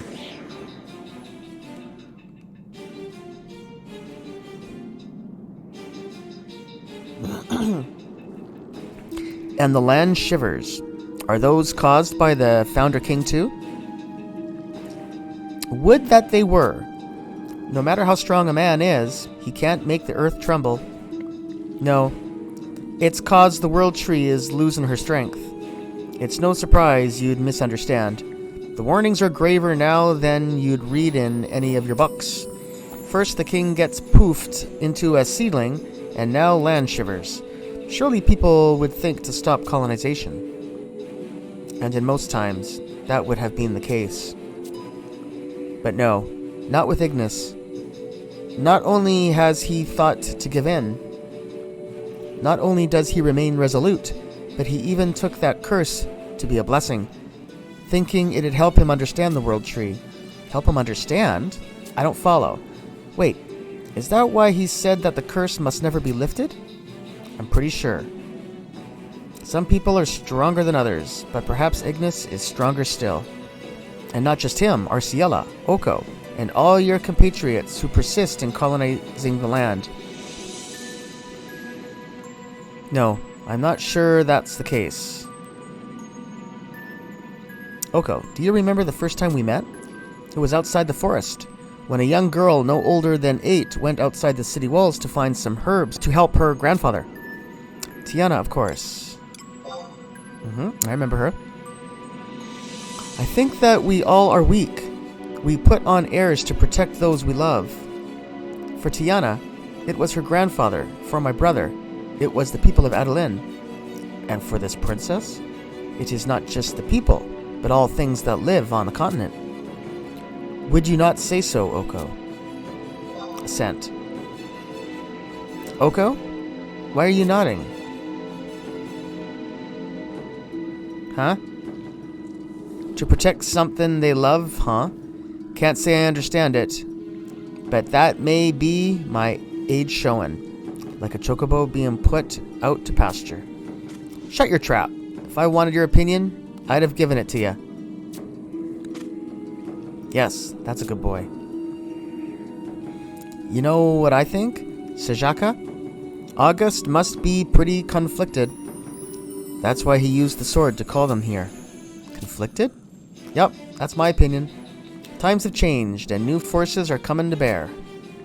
There are so many like Arciela, and like Oko, working for the benefit of Adeline. Is that so? I've got an idea of where to find your scales. How? How could you possibly know that? You think all I've been doing these long years is slinging my axe around? I may not be as spry as I once was, but I can sneak around like the best of them. You got something to say? Come now, out with it. No, we simply have different perspectives. That's right, different. Now, where was I? Oh, right. You know, there's a reason we haven't found those scales yet. And it's not because we're overlooking something. It's because we aren't searching in the right place. And where would you suggest? Sometimes you can be pretty dense, Sajaka. Didn't you just get done saying people are nearly as clever as you? Nothing beats playing around with a fuddy-duddy like yourself. But back to the matter at hand. Where are you thinking, Mormar? Deep within the recesses of the Nakual's charges. That's right. The Serpentine Labyrinth. Why would think? That place has been sealed off thanks to the pact they made with August. Some areas haven't been opened up in generations upon generations. The pioneers have tried to make inroads there, but have met with little success. So if we could find a way in, then there's a chance we can find them. But it won't be enough just to ask the Nakuals to let you in. We would need more than their permission. They'll need your okay too, Sajaka. So says the ritual. At last, I see why you brought them before me. Finally, as I said, August is wandering and confused. All of us know that stopping colonization won't stem the tide of what's to come. The world tree can't hold out much longer. So I got to thinking. You've gotta lead them deep inside the labyrinth, even if it means letting colonization go on. Can't let them hurt the forest without purpose, right? And you care what happens to this land. You know why he's kept silent all this time. It was to let them meet with the Nakuals and the Leafkin. And with you too, Sajaka. Even since that Ignis turned into one of those little green buggers, August hasn't made a single peep, like he did during the Great Expedition. No, colonization has proceeded quite smoothly, and the pioneers have breached the reaches of the Serpentine Labyrinth. Isn't that all the proof you need? There have been no sacrifices and no saviors. Everything's just on the edge of boiling over. Do you agree? I'm more than willing to listen.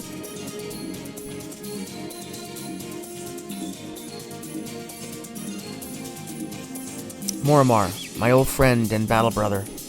Oko, if you and your ilk are indeed this new force Mormar thinks you are, then I shall bestow upon you my protection, that you may light the way ahead.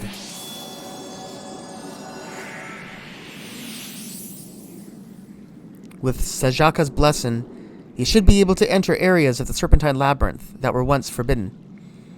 You know your task, to search for the dragon's scales. Get a move on, before it's too late. I'll come with you, Oko. Unfortunately, dear princess, I can't allow you to. Not that I don't appreciate your valor. Far from it. but your talents are better used elsewhere. Darcelin can only protect you so much, and there are other things you need to be doing. Like what? Look within yourself. Is searching for dragon scales the best way you can help? What about Adeline? Don't they need a shining beacon, given the state Ignis is in? You're right. I'm needed in the city. Oko, I know you can do this without me. There are things in Adeline that only I can handle. Among them, gathering information, and I am sure you'll do the same, though in a different way. I know searching for these scales will be dangerous, and it may mean your life, but there's no one I would trust more. After all, we each have our role to play. And Darcelin, I know that you talk to Oko telepathically. Could you do the same with me? So you knew all along. I will tell you this. There are some things better left unknown. I'm not one to shy away from candles in times of darkness. The blood of Adeline courses through me, and I am prepared to fight. I see. The girl's got a leg up on you, Shaggy. Then I shall do what I can. Anything I tell Oko, I shall tell you as well. I trust you do not mind, Oko. Yes, she has a right to know. I'm so glad to hear you agree. Oko, the Serpentine Labyrinth is a tough nut to crack. You should head back to Arciella from time to time. I'm sure she'll dig up something that'll help you. Suppose there's not much left for me to say. Keep your nose to the grindstone, but not so much that you lose sight of what's important. Alright, so we obtained Sajaka's protective seal, I think that said. Ward. Yep, Sajaka's protective ward, and we have basically been instructed to head towards the Serpentine Labyrinth now. So I think we've been there briefly. It's that, like, I think we go there through that Outer Ra Kaznar place, which we briefly visited through the Khmer Drifts when we were doing the survival skills, when we were doing all that stuff in episode 1. Oh, what was that? That was episode 115, I think it was.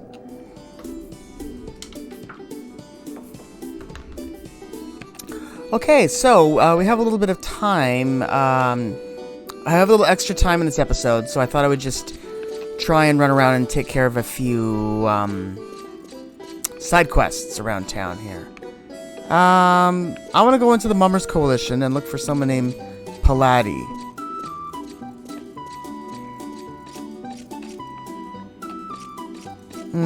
Right here we are. Paladi Shalmore.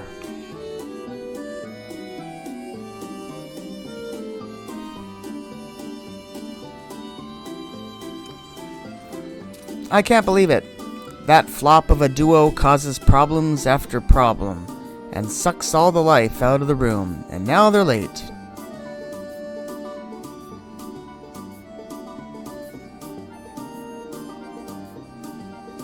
I hired them to serve as novice entertainers for those from the Middlelands, and no one cracks so much as a smile.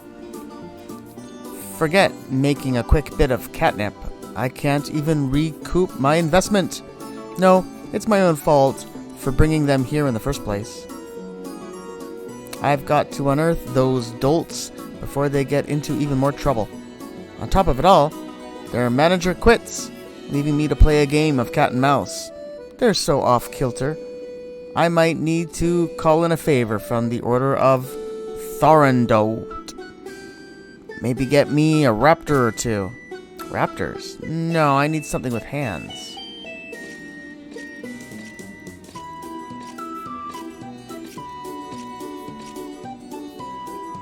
Oh, another visitor, I see.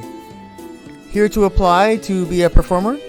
Ah, with that grim look on his face, I'd just scare the audience away. Oh, Altana, why can't you bring me some real talent? So, what is it you do, then? Croak out a tune? 2 left feet your way to misery? Just don't tell me you're going to bring the house crashing down with your jokes. So that must mean that you want to be a manager. We'd be just tickled pink to have you. Yes, this is a golden opportunity for success. I must rope him in before he realizes what he's getting into. Well, you're in for a bit of luck. We have a chance opening for a new manager, something that only happens once every few years. Of course, there's a bit of grooming period first, but I can see in your eyes that you're a lion of a worker. But I've skipped over the self-introduction, haven't I? My name is Pilates Shalmore. And you? Oko? A name befitting one with your flair. A name befitting one with your flair, to be sure. So let's get started right away, Money doesn't make itself. You bet. Outstanding. Your first duty as manager is to find our new comedians in training, Taru sauce. How will you recognize them? Well, one has hair shaped like a wild onion, and the other's hair looks like rotten winter flowers. Well, together, they're like a set of fish bones. They've got heads, but nothing to fill them. What are you standing around for? Pounce to it. For the love of all that is sacred, find them before they cause more trouble.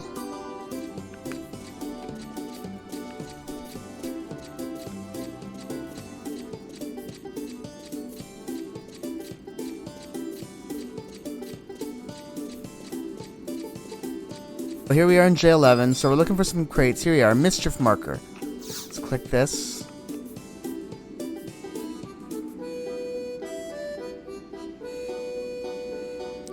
I could really go for some Sweeteroo trail cookies right now, but the good-for-nothing manager never pays us on time.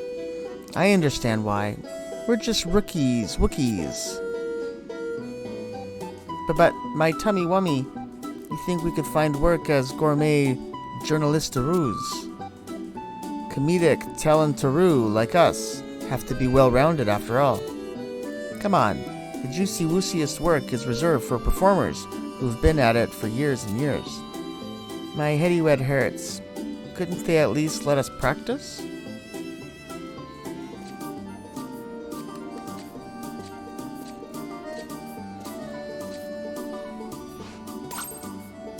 This is perfectaroo.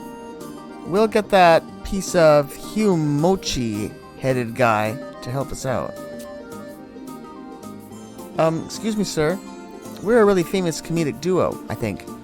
I betteroo you want our autographs, right? Wonderful idea. Why, of course you do. They're gonna be worth like a million gil. Oh, dearie weir. I left my pen and paper in my other pocketaroo.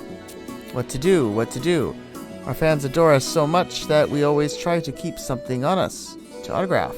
But we're so popular that we ran out of roo. That's why we gotta make money, so we can buy pens and paper. Okay, listen up. Our plan is to report on the greatest foodstuffs of Adeline, but without practice, no one will hire us. So I command you, find me some scrumptious ingredients. Then we can talk about that autograph. Well, wasn't that a bit forceful? They say the way to a Tarotaro's heartaroo is through his stomach. Still, it's astounding how eloquentaroo you become when food's involved. Tuffle buffle. But even with ingredients taroos, who would cook up these delightful meals for us? Ha ha ha.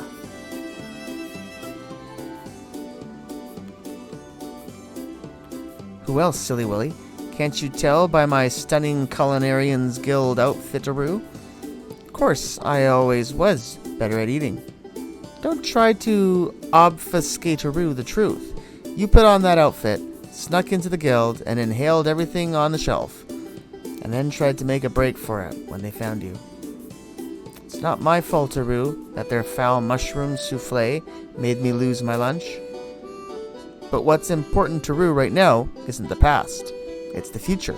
A lovely sugar-coated future. First, however, we start with the hors d'oeuvres. You know what would really wetteroo my appetite? Baked potatoes. Musto rusto. You're in charge of the hard part. Tell them the recipe. Me? You just said that you're the chef de partie of Vanadil. Why are you push-wishing it off on me? To make a baked potato, you'll need...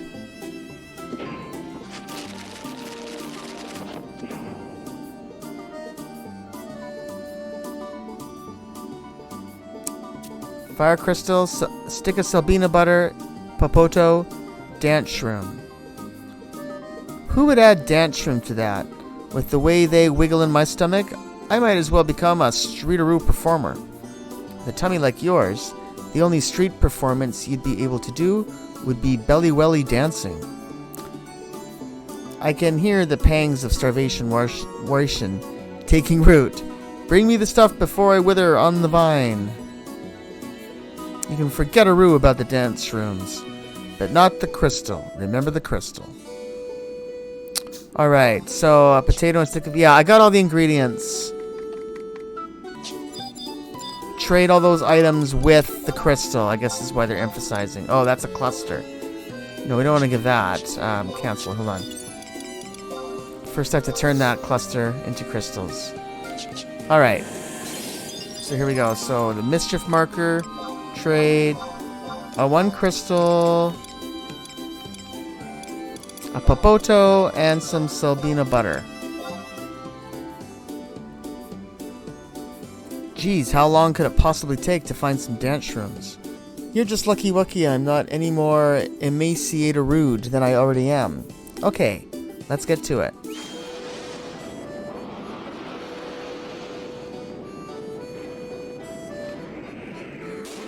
Tuffle Buffle's cooking skill raises by 0.1, yep.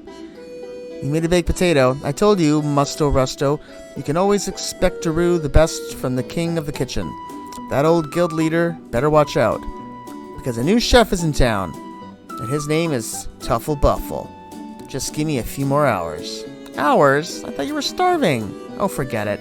Now, hurry and give me the gourmet reporteroo.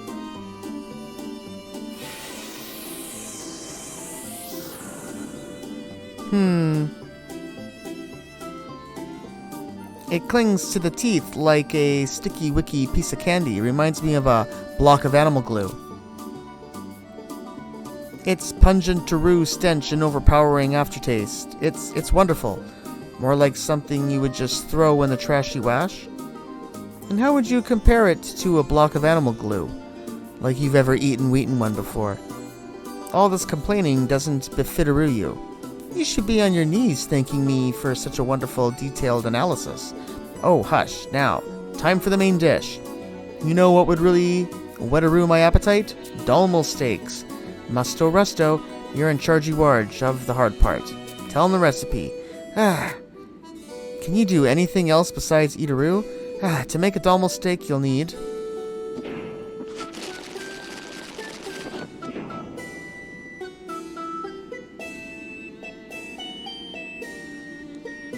fire crystal, a pinch of black pepper, a flask of olive oil, and a slice of dolma meat, and a death ball. Are you trying to killy-will me? You idiot-a-roo would put death balls in that. Musto Rusto. What idiot-a-roo would put death balls in that? Musto Rusto. You're trying wine to become sous chef supreme, aren't you? What are you thinking? Our dream is to become the best comedic duo in all of Vanadil. Not to be slaving over a hot stove for hours on end. And if I were going to kill you, I'd come up with something more direct-a-roo. I can hear the pangs of starvation taking root. Bring me the stuff before I wither on the vine. You can forget about the death ball, but not the crystal. Remember the crystal. Alright, so we got those items too. And apparently it is possible for these recipes to fail. So, yeah, I don't know. Hopefully we get lucky here. Because some of these ingredients I'm going to have to go back for and get. Where is the dolmal? Oh my goodness. Hold on. What was that one? Olive oil, black pepper. We need the olive oil. There's the olive oil, black pepper, and now we just need the steak. Must be at the top here. Dolmal pie. Oh, here it is. Dolmal meat. Oh, that's everything. It's 4 things, yeah.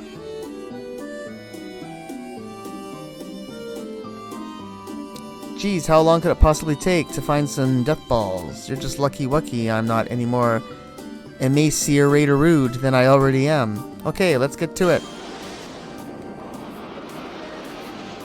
Don't let me down. Okay, good. That sounded like a success. Here we are. A Stommel steak. See that? Musto Rusto, a perfect Aru combination of flavor and love. I'll be the head of the Bridge of Dreams before you know it. If you want to go bankrupt Aru, you mean? Oh, forget it. Now, hurry and give the gourmet report Aru.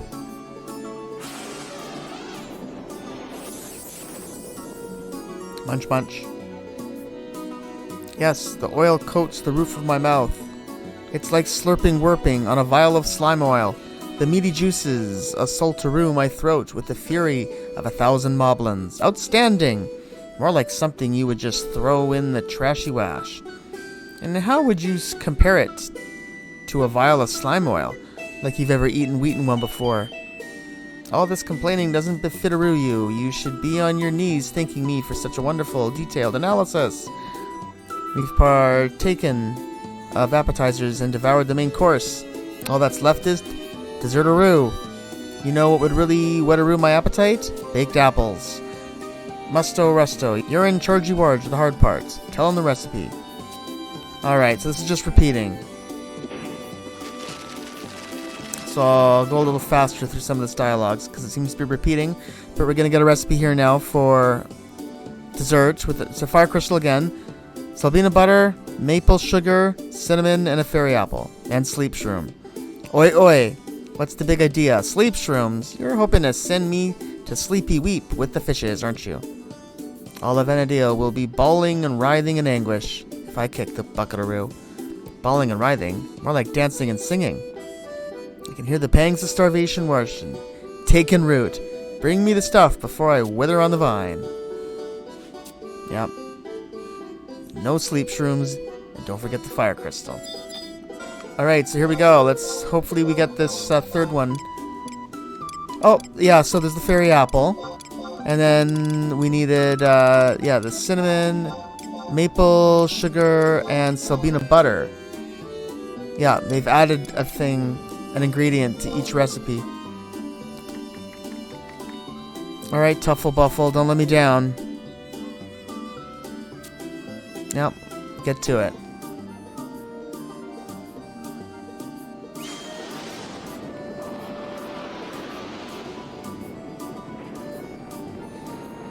Oh, what a bummer. Look at that. We lost it. Wow. That sucks. So we're going to have to get those almost everything. What did we not lose? No, we lost everything. Darn it.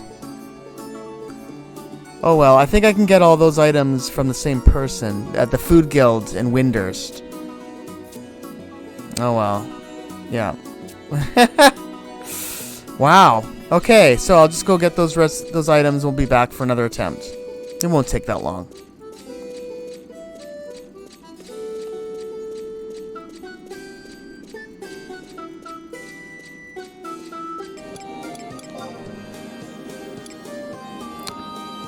Ah, yeah, the Cooking Guild is closed. I just realized it's not open till I think 5.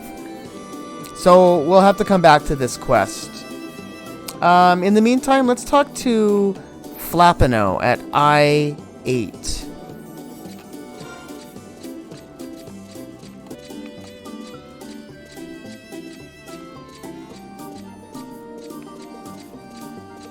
Alright, so here he is, close to the center. Here's Flappino. Alright, 2 barnacles, a mussel, and a pinch of saffron. Bring me those and I'll be able to make you something special. Yes, I think we talked to him before, but we never got around to getting those ingredients until now. I have them, so let's see here. There's the saffron. Here it is, mussel, and how many barnacles? Oh, shoot. 2 barnacles.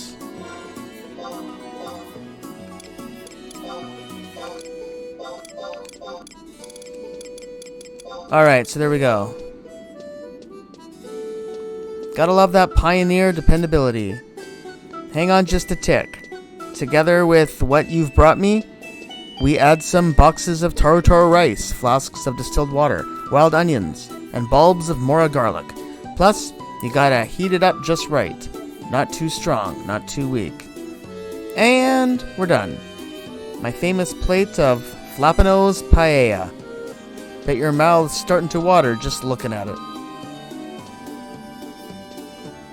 It's on the house. After all, you're the one who brought me what I needed. And it was fun being able to make some again. Alright, so we obtained, some limit points, bailed a plate of Flappino's paella, and we also got a little increase to our Adeline fame, which is what we're doing. Oh, where is it? There it is. All kinds of good little stat boosts there. Alright. Let's talk to Rising Solstice. Must be a Galka, and he's at D9.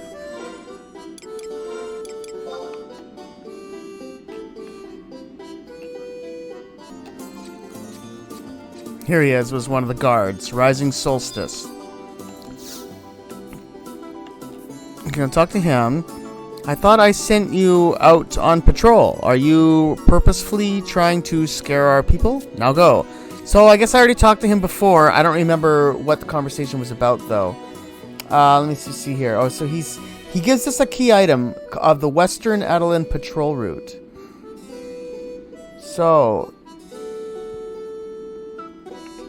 okay, so he sends us... yeah, he gives us like a key item. Western Adeline patrol route. So we have to follow that route. In fact, let's see if we can actually find that. Quests...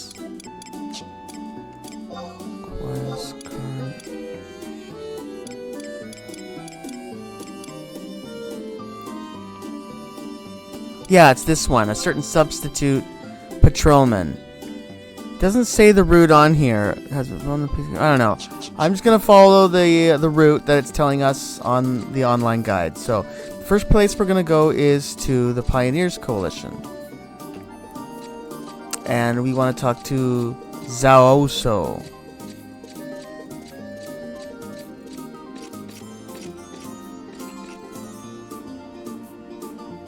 He's not here. Oh, wait, what?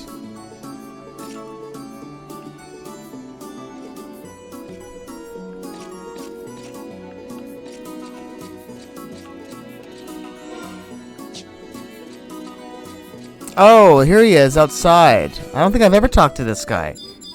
Have I? Let's just see. Talk to him. Ah, Oko, how are you today? Oh, you're on patrol for the Peacekeepers Coalition. Nice to see you giving back to the community. There's nothing of note whatsoever around here, and the colonization effort is proceeding just fine. Thank you so much for checking in. I know some people are opposed to what we do, while others are terrified of the risks involved. But I hope you won't mind taking assignments from the Pioneers Coalition sometime. Alright.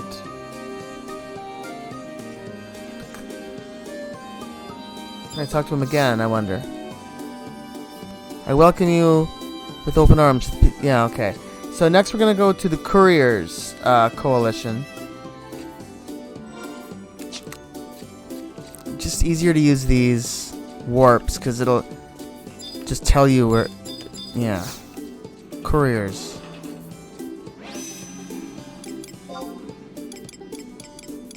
Except Couriers Coalition's not on here. I think that's the one. That's by here.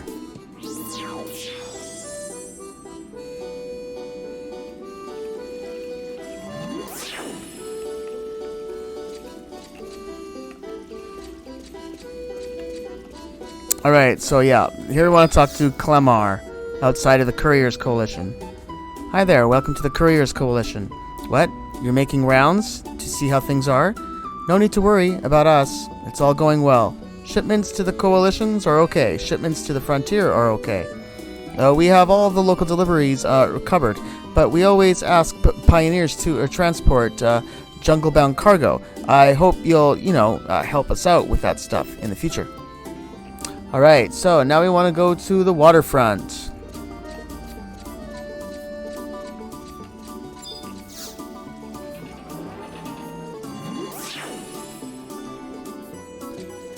Alright, so we're going to talk to Congram.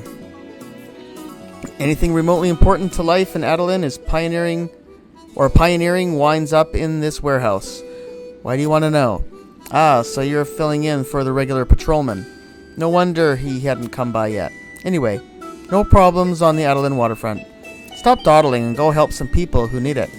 All I require is more time to carry all these provisions. Oh, and don't ever come here at night. I don't care how beautiful you think the scenery is. Especially not with your girlfriend. If you don't want to sleep with the fishes, you'll take that to heart. Alright, so now we are going to go to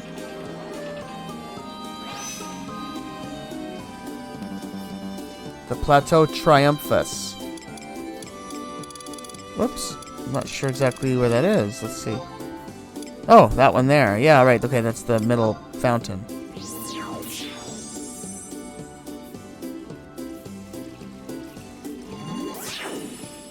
Alright, so we want to talk to Versaint, who I believe is here. Performing random acts of kindness for Adolinians again? How thoughtful. On one hand, I'm sorry we don't have any work for you. On the other, it's a relief that all's well. Have you ever noticed the fountain here in Plateau Triumphus? It's named Fontis Zanira, after one of the knights who fought beside the Founder King against the continent's evil forces. Okay, now we want to go to the Inventors Coalition.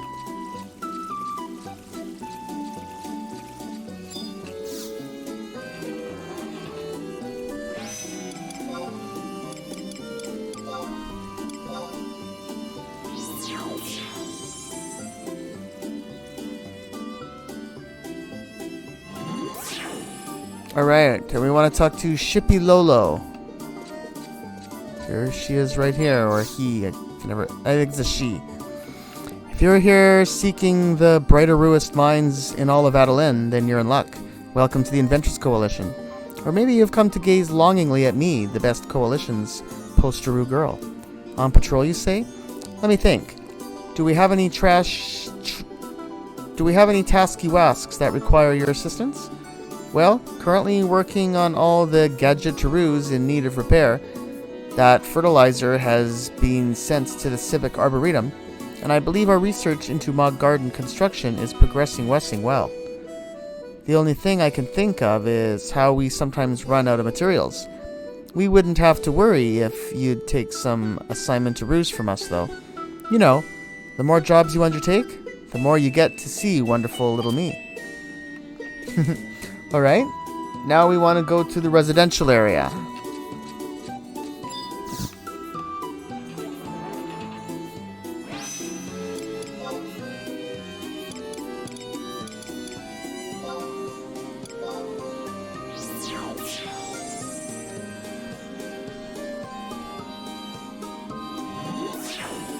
Alright, we want to talk to Danguibert, this gentleman outside here. The ferry that docks here transports pioneers to the chain of small islands that compose the Adolinian residential area. I doubt you intend to utilize it while you are on patrol, but feel free to follow your desires and board at any time. As for possible problems, we are not experiencing any currently, yet every vessel is on schedule and the seas are calm. Oh, and should you ever wish to visit the residential area, simply pass through this arch and descend the steps to the dock. That is all, sir. Alright, and the last person we want to talk to is at the Mummers Coalition.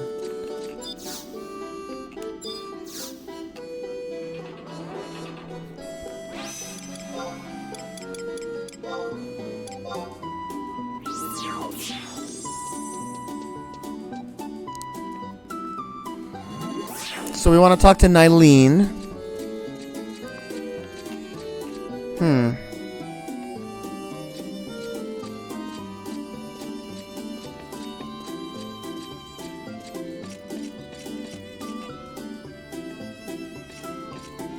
No?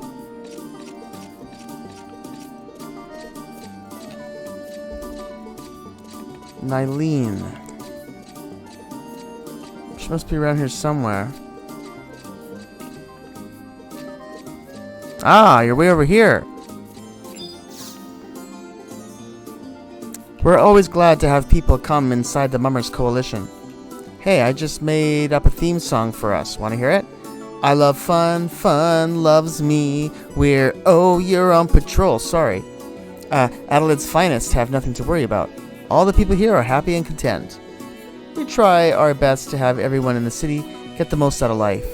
We hold grand events, cheer soldiers up on the battlefield, and constantly cook up new ways to entertain Adelinians. Come get some assignments from us if you want to see more of what we're about. Or drop by and play one of our games the next time you want to have some fun. Alright, so that's it. Now we just gotta head back to Rising Solstice by the western exit of town.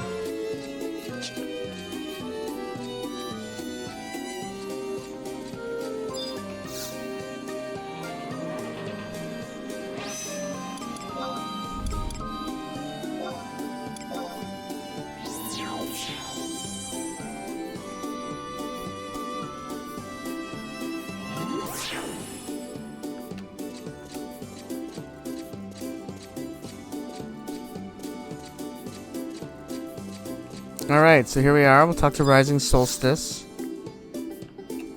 Finally finished, huh?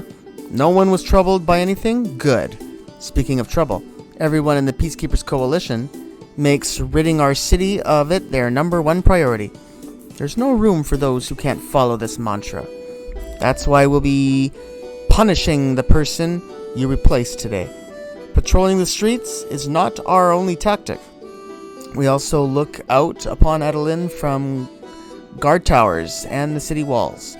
If we see any fires of discontent, we snuff them out. Should monsters somehow breach Jorius yet, we'll be there to stop them too. See? We have enough problems without having to deal with pioneers. Watch your step around this town, or we might just have to deal with you. Alright, there we are. We lost the patrol route, but we gained some bail limit points and a little bit of Adeline fame. Alright, so now I'm going to go get those ingredients from the Culinary Guild in Windurst real quick, and I'll be right back.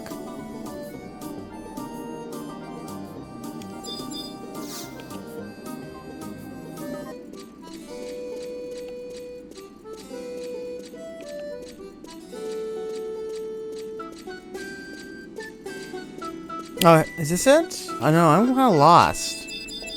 I don't remember where these crates are, where these guys were.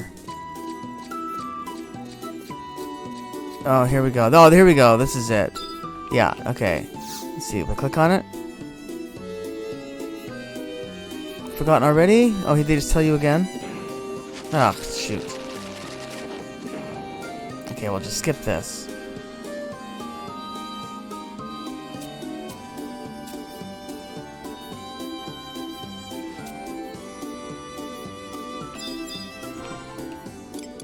Forgot the recipe, you can look it up again. You can get them to tell you again.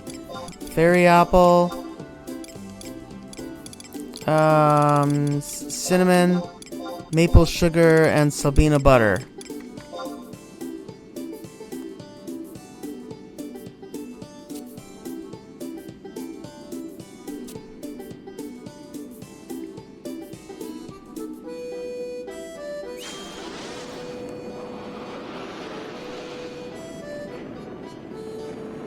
Oh, wow, really? Okay, I guess I'm gonna have to just go back and get a few of these things to keep trying it over and over. Okay, I mean, they're cheap ingredients. I'll just quickly go back to Windurst, and I'll just get 3 of each of those items.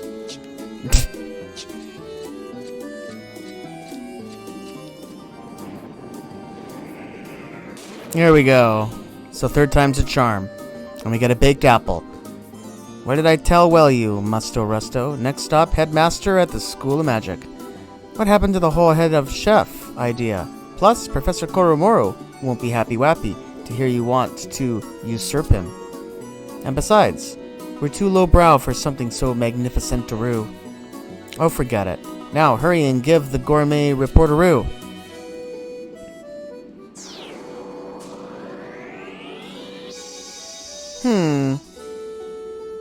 This is crunchy wunchy. Feels good on the teeth.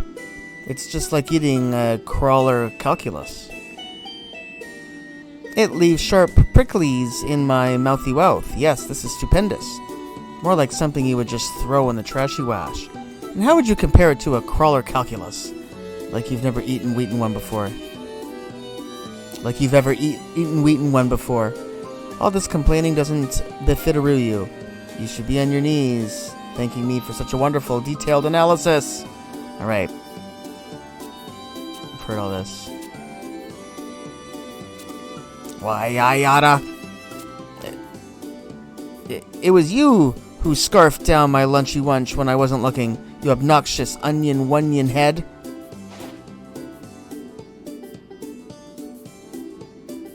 Enough, you two.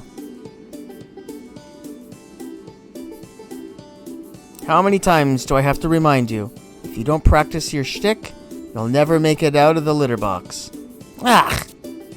Sweet heavens! It's the cheap. Run!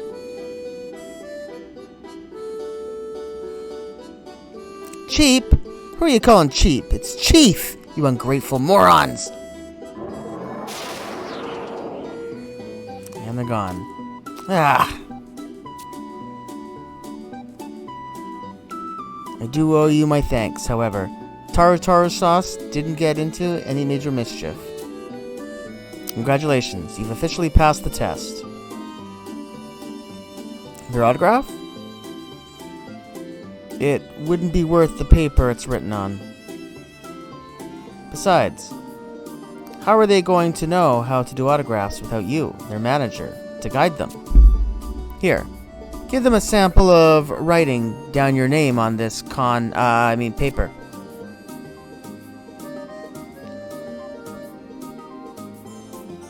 Wonderful.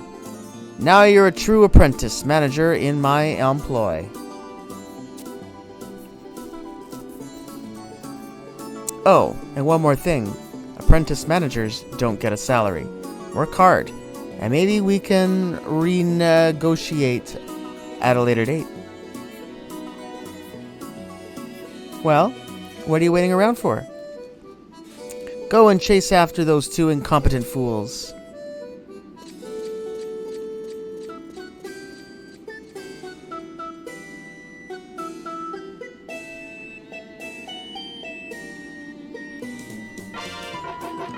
You have earned the trust and respect of Paladi Shalmore. Probably. And we get some limit points. I don't suppose that means we got her as a trust, did we? No. Alright, so that actually opens up another quest that we can do. If we go back and talk to Paladi. Yeah, but we have to zone first.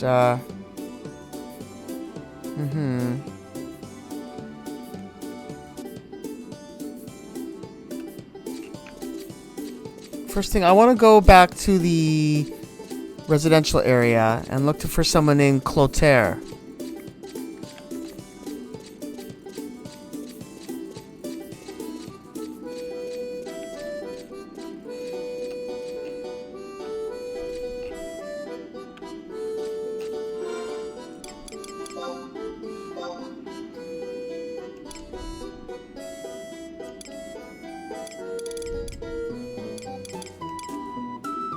Right there, Clotaire.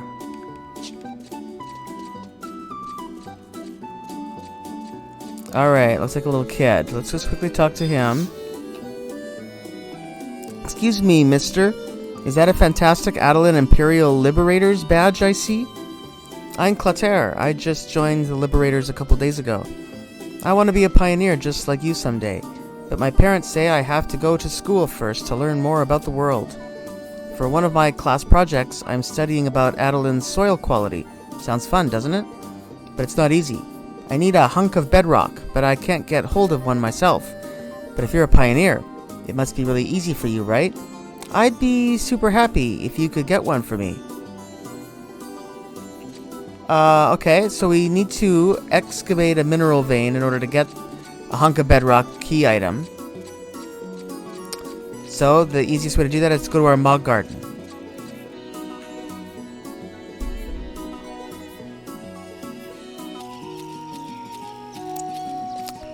Alright, so here we are at our Mog Garden. So let's just do a little mining and just see what happens here. And there we are. We get it on our first try, but I think that you're supposed to get it on your first try. I'm not even going to bother doing any more mining right now. I'm just going to head back with that hunk of bedrock.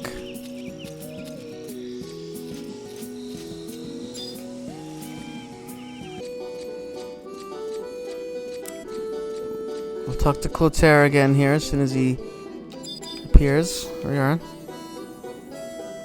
You brought me the hunk of bedrock. Great. You pioneers are great. Now I'll ace my project for sure. I go to a school established by the Order of Rene and run by the Minister of Education. Because it's run by the city, it's free to everyone. There are many poor families like mine, so I think it's great that we're able to study at such a wonderful place. When I grow up and become a pioneer, I'll be able to help my mother live a better life. I can't offer you too much, but maybe you'll find this useful. Either way, thank you so much for helping me. Alright, well, we get some limit points, some builds, and, yep, an increase in our Adeline fame, of course. Another quest done. What do we want to do next? Still another 3 that I have on my list here, all in Western Adeline. Well, maybe I will...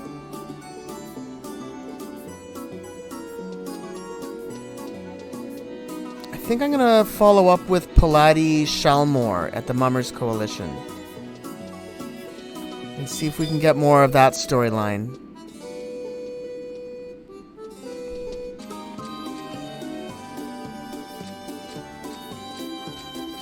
Alright, so let's head back in Mummers and talk to Paladi.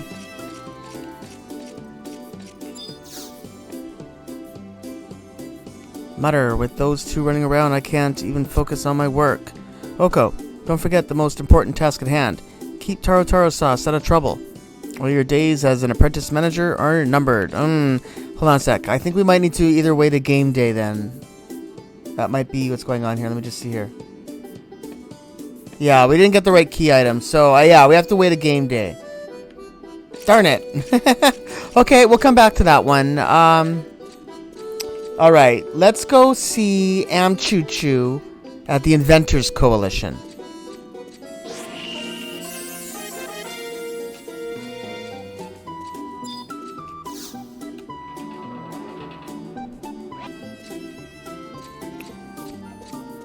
Okay, so here in the Inventors Coalition, this is the place where in the back here, there's Amchuchu's lab.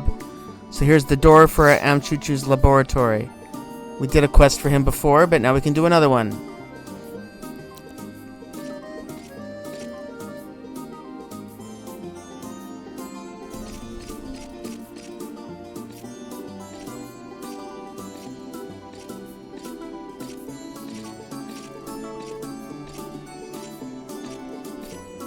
Why, Oko, a pleasure to see you, as always. The chunk of milky white minerals you brought me earlier has proven to be quite a blessing. We're still in the middle of our investigations, but so far our resultaroos look promising. Our next step-y-wep is to find an effective method of extractorooing the nutrients inside. What's this now? Junior? That little sweetheartaroo is out on another trip. You ever heard of Yorsha Weld? It's a land corruptorooed by poison. But for some reason, all sorts of plants grow there. What a fascinating place to study. Who knows what we could learn? That's why I sent him out there. He's probably fine on his own, but you know how easily he gets into trouble-wubble. I worry about him sometimes. If you have a spare moment-aroo, would you mind checking up on him for me? I'm up for an adventure. You're always so dependable-wendable, Oko. That's why I like you. Now I can focus on my investigations without any distractions. Maybe you've been to the Weld before? But just in case, it's located past the Certus Caverns, through an opening somewhere near the Middle Whittle. Keep safe along the way, and make sure that little one isn't in any dire predicamentary. Alright, so the Ursha Well. That's a really easy place to get lost there. It's jungle, but we have a lot of safe spots there, warp points. So let's see where we're going here in the Ursha Well.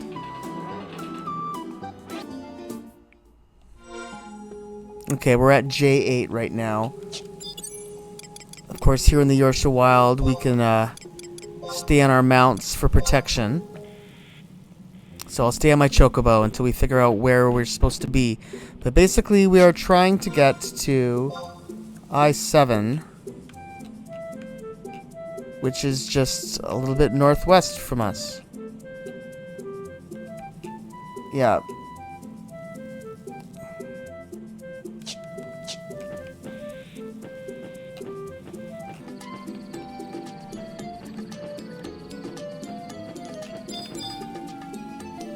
I think we found the right spot.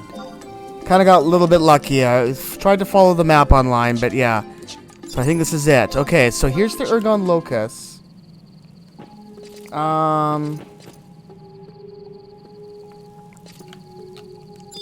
Yeah, but that's not what we're here for. We want a question mark spot near here. There. Okay, so right here. So we'll click here.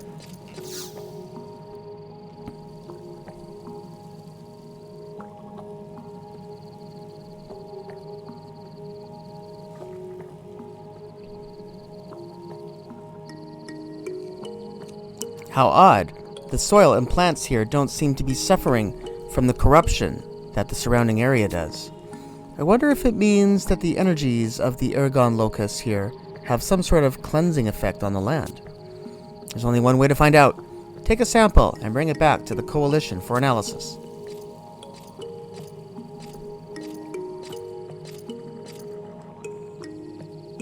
How do you address him?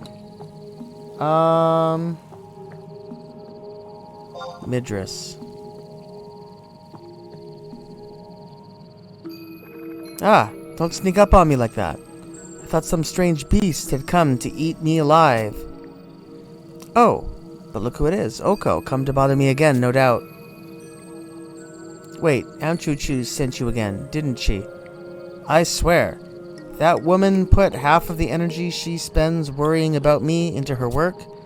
By Altana, she's like an oppressive mother, doting after me like I'm some 6 years old.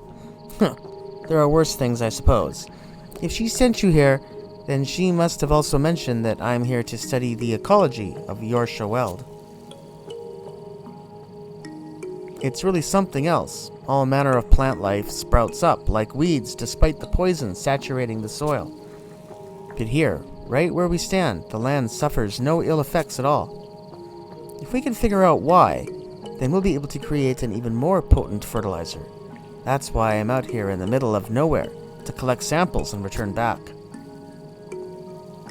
So now that you've confirmed my safety, scram back to Amchuchu and tell her to stop bothering me. Wait a minute, Oko. There may be something you can do for me. I need someone who can use the waypoints like you to do me a favor. You've heard of the Tenshodo, right? I need you to bring a little something for me to a guy named Aldo.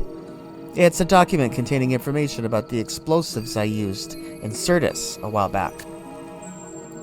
Let's rock. Okay, yeah, I know Aldo. Outstanding. You know, Oko. You're not half bad. I'll be heading back to the Inventors Coalition as soon as I'm finished here. And of course, I'll tell Amchuchu to be expecting you. Report back to the Coalition once you're done.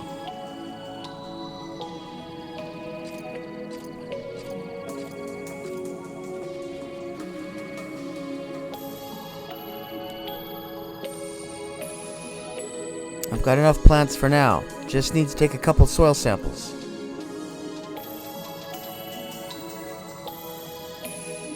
The Leafkin snatches away Midris' samples. Huh? Oko? Was that you? What? He never saw it? Come on. Odd. I could have sworn I heard something. Omega. We are waiting for your report. This is Omega. I will have something to report to you soon, within the next few days, at the latest. I'm in the process of acquiring samples that will shed light on the effects these special energies have on the land. Wait, my samples!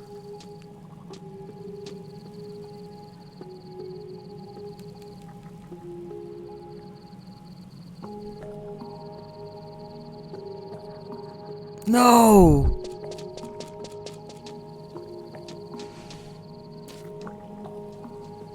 I knew Midris was up to no good.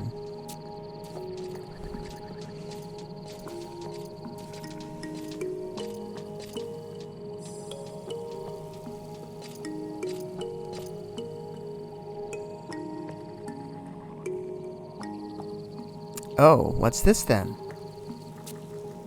Omega, is everything okay? Yes, nothing to report here.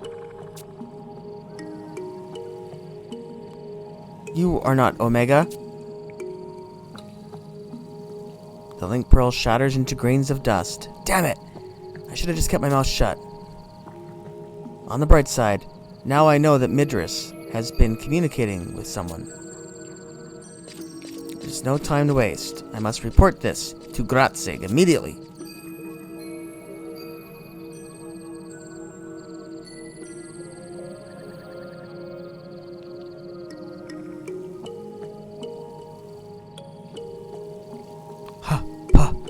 What is this stupid thing? The way it looks at me with those eyes, choking every fiber of my being. And what is it with those leaves? Just what exactly are they covering? Ugh. Just thinking about it gives me goosebumps. Adalin truly is a terrifying land, filled with all manner of nasty monstrosities. I link Pearl and report. Where did they go? This is terrible. I must have left them behind. But what if that thing comes back to assault me? No way I'm going back there. I'll have to return there tomorrow. Hopefully, it'll be safe then. Alright, so we receive Midris's explosive sample and a report on Midris's explosives. Alright, so we'll just quickly head to Juno and report in with the Tunshoto at Lower Juno.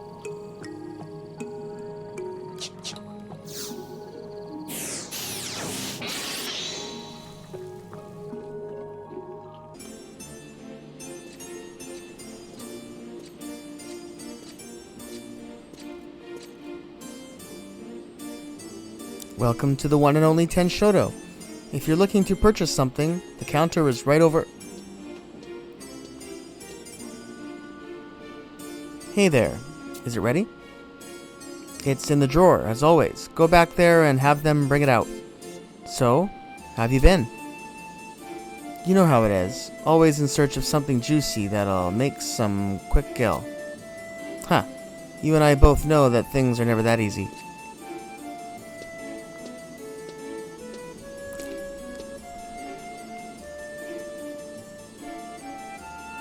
You're not here to see some of our wares? Mid? He sent you to see the boss? I see. Well, don't just stand there. Follow me.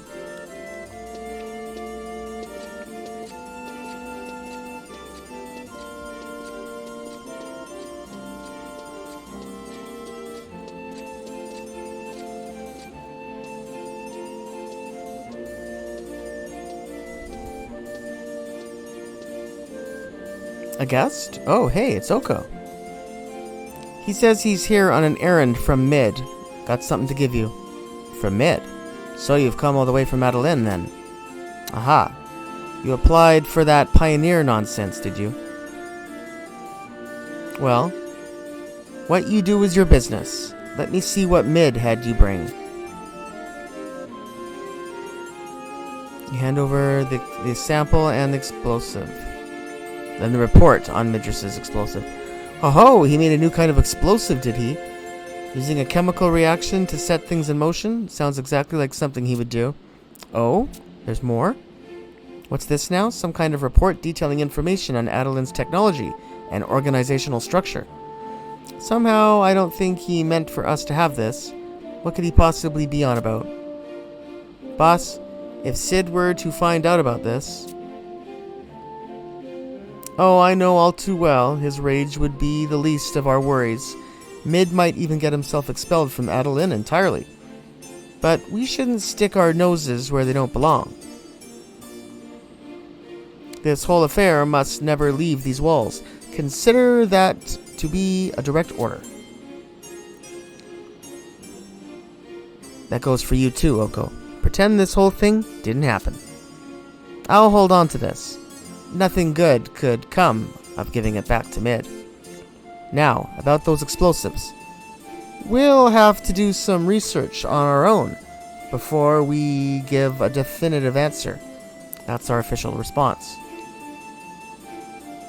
So head back to Adeline and let Midras know. Only what he needs to know. And don't get in over your head, here? Well, well, this is something else. Why would I keep this information secret when I could sell it to Sid for untold amounts of gil? Who'd have thought such a juicy proposition would just land in my lap? Alright, so that wasn't a very secret conversation, but anyway, let's just head back to Adeline and return to the Inventors Coalition. And let Amchuchu know that we finished everything.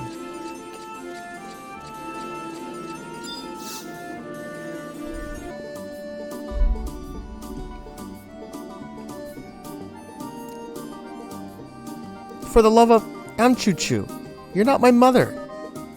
Well, I never.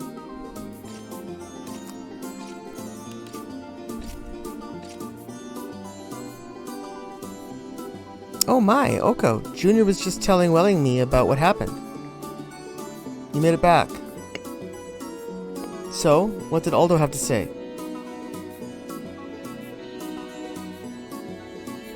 He said he'd consider it? Great news. Did you notice anything else while you were there? He seemed rather vexed. Well, when you've got a product as revolutionary as mine, I suppose I can forgive him for being a bit hesitant. At least I'm on the right path, now, to progress to even greater discoveries. I know I can count on you when the time comes. Oh, Junior, while I have your attention, Wenshin, what's this about me actorooing like your mother? First off, exactly whackly, how old do you think I am? Well, that reminds me, Amchuchu. You haven't yet rewarded Oko for his efforts. You're right. I can't believe I nearly forgot Aru. It's not much, but I'm sure you can accept that the Coalition is currently pouring all its resources into other avenues. Well, now that that's taken care of, I'll be showing myself out. Junior, we are done. Get back here and tell me just what exactly you meant to do. Alright, there you are. 12 Rara tails, 2,000 bailed, and some increase to our Adeline fame. Yeah, now we should be able to, I think, return back to the Mummers. And talk to Paladi Shalmor.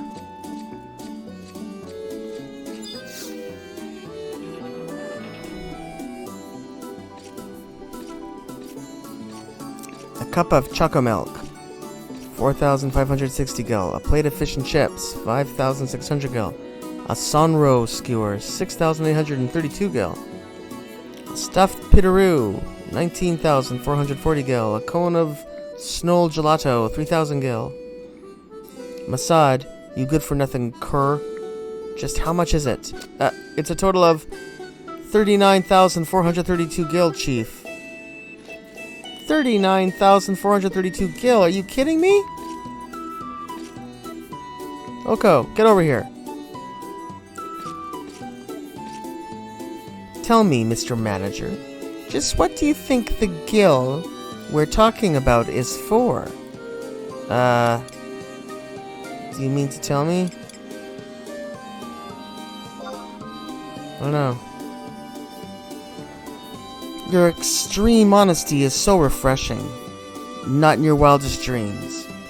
You're as unfathomably stupid as a mouse repeatedly caught in the same trap. Tartare sauce, that's right, your tartare sauce, has been running up a tab at vendors all throughout the city. And this is their total bill.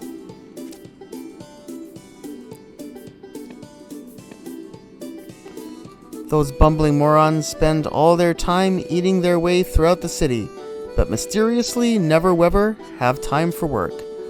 It's all because a certain someone hasn't been managing them properly. Now, who do you think that could be? That's right, Oko. You. All this is your fault. Paying their tab is your responsibility. Why are you still standing around here like a dead tree in your Shaweld? Hurry up before they rack up more expenses, you lazy good-for-nothing. Even that ravenous Gulka, acquaintance of mine, doesn't inhale as much as those two.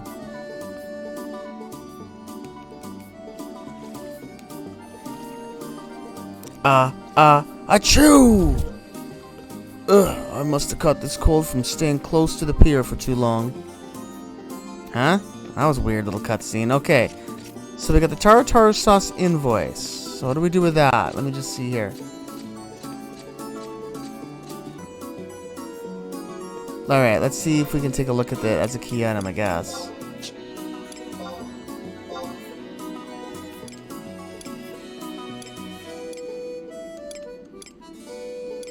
Tartare sauce invoice.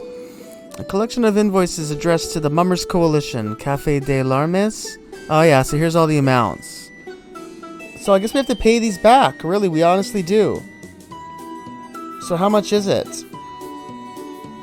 Because I don't have a lot of money right now. I'm going to have to get this cash. Darn it. Yeah, I'm going to have to get some money. Ugh.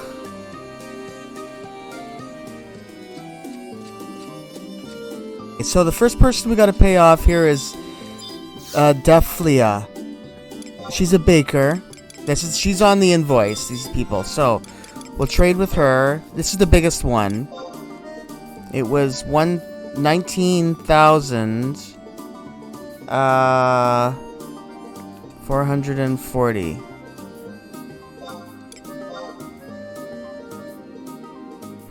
Oh yes, the two taros tab. Thank you so much. My bread is always the freshest. So stop by after work and buy some, okay? Alright, so the next one is a sweet cellar. We want to go north.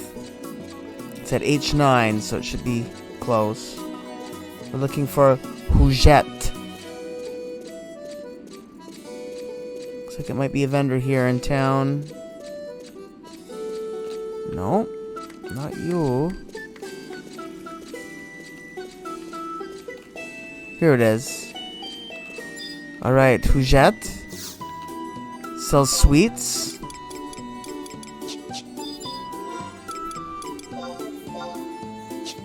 So they racked up a bill of 3,000 with her.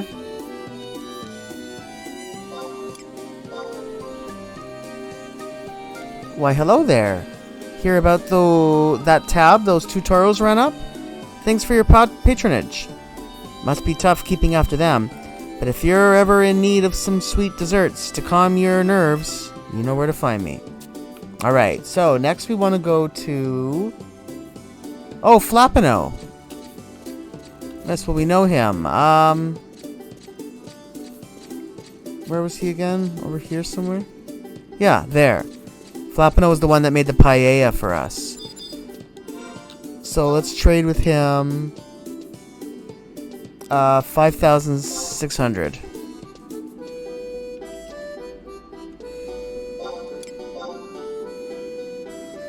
Need something? Oh, you're here from the Mummers Coalition. Must be about the tab then. Pleasure doing business. You're always welcome here. Alright, now we want to go to two that are in Eastern Adeline. So let's quickly do those and then we'll head back, I guess, to Palati.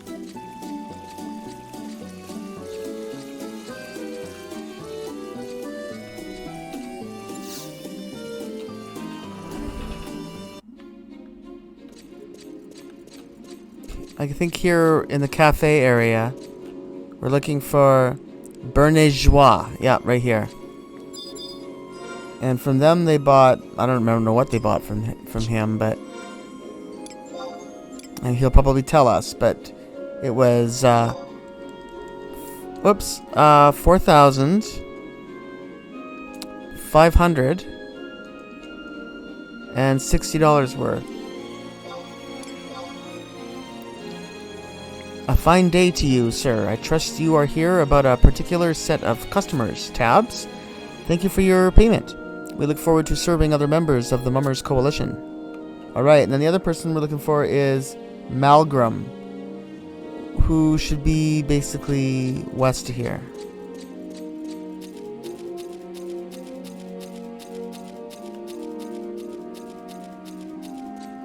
Here we go, it's this guy here. Here, I'll go on the right side of his business counter, be professional. With this guy, we owe him another big 6,832.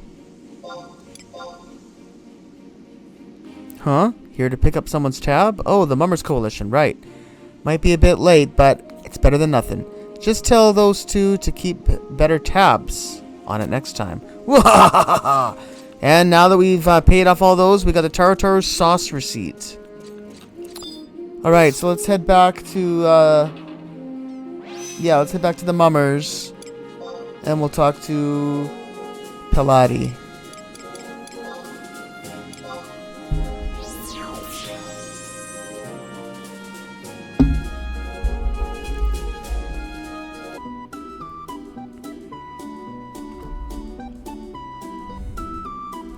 We hand over the sauce invoice and the sauce recipe. Oh, receipt. Tartar sauce receipt, not recipe. Finally finished, are we? Well, stop floundering about here and find those two idiots. Why are you still standing around here like a dead tree in your Shaweld? Hurry up before they rack up more expenses, you lazy good-for-nothing. Gah! Let's go back to the crates and see what those guys are up to.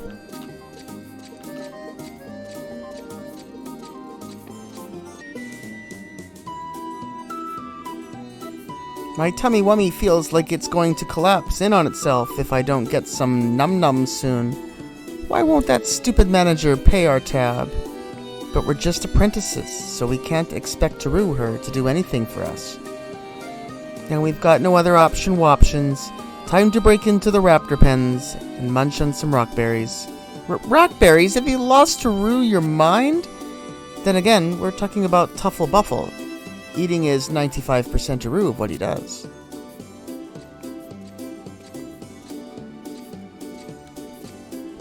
Aha, Master Rusto. Look who it is. You there. We heard from our manager that you're the one who's supposed to be looking after us. So this means you can forget Rue about that signature. Then, why did he make me stay up all night, day after day, practicing cursive? Oh, wait. It's common courtesy to greet someone when you meet them. Why, hello. Congratulations on being put in charge of us, I suppose. I don't know why, but our last boss quit before we could even catch her name. I wonder why that was.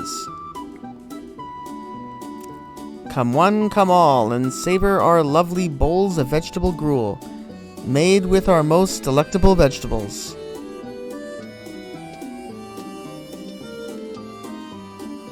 Come one, come all, and savor our lovely bowls of vegetable gruel, made with our most delectable vegetables. Yes, it does look positively exquisite. Might I bother you for a taste? This is simply divine. Absolutely lovely. I simply must have one of these raw tails. Coming right up. You know, they're taken fresh from the Rala waterways. Then I had best bring them home and start cooking before they lose their flavor. And in thanks for your lovely products, I would like to give you one of these sweets I am bringing home for dessert. A chocolate crepe for me? Oh, if there's one thing I love as much as vegetables, it's dessert. I am pleased that you like it. You're a cute couple. Oh ho ho, free sample wamples. That twinkle winkle in his eye can only mean one thing. He's thinking about food again. This is perfect. I'll just have to keep changing our clothes and visit Aru the stall several times. That'll keep me full for sure. Hey, big man in charge, we gotta change outfit Aru's. We're performer warmers, right? We can't be seen wearing the same tired old rags each day. Outfitaroos? Tuffle Buffle, you don't have any outfitaroos. Ever since we droppy-wopped out of the School of Magic, you've worn the same thing over and over. Tohohoho, my little whittle friend. You just don't know how much of a fashionistaroo I am. It's been decided. Select something exquisitaroo from my personal collection. Let's see here. What do we want? What would you like to change into? The Ogiers helm?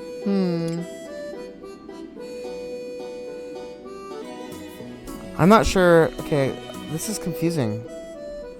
I'm reading the instructions. There are 5 types of hats. Costume, beastman, heavy, medium, light. To successfully... We have to trick the Mithra with a disguise. And we must choose a type that we haven't chosen before? But what do you mean, haven't chosen before? I'm so confused. I'm reading the instructions I don't understand. Let's just go with Ogier's Helm, I guess. I don't know what to say.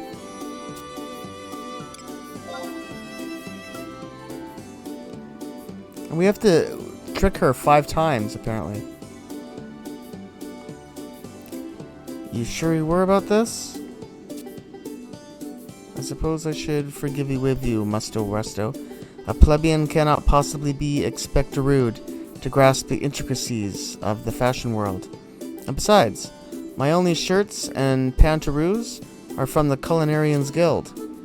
Yet my unique, weak head-only statement will overtake the world like a mighty flood. A flood of tears? You meanie ween? Time to take this out for a spinny win and show it off to the adoring public.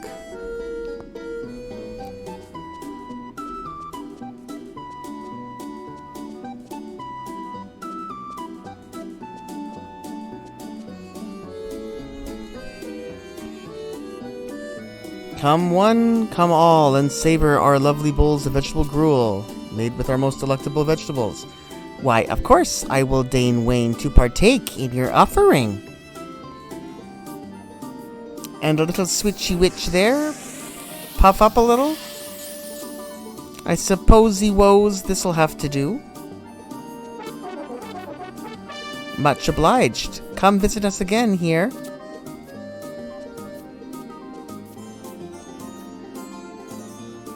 Word on the streetaroo is that we are like a terrible faux pas. A faux pas?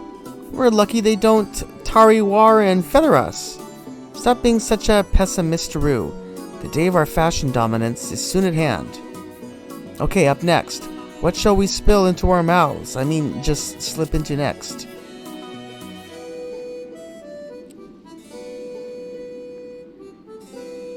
I guess I'm kind of starting to get this. So that last one was a heavy. This one is Beastman.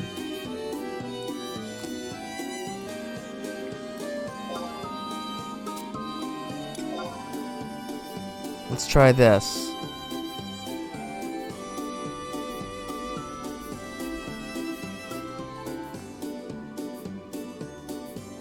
Oh, I don't think this is gonna work. Oh, this isn't gonna work. Is it? No, it's not. I screwed up. I think I understand now. Darn it. Alright. Darn it! I understand how this works now. This is confusing. This is not... Yeah. She's gonna know. Oh, that worked! Huh? Okay.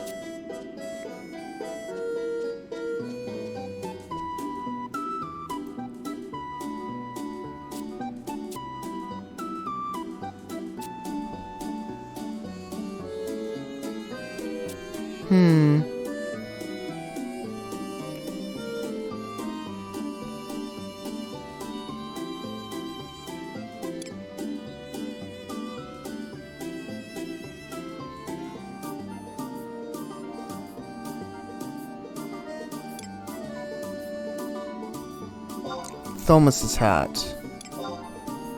That is a medium helm.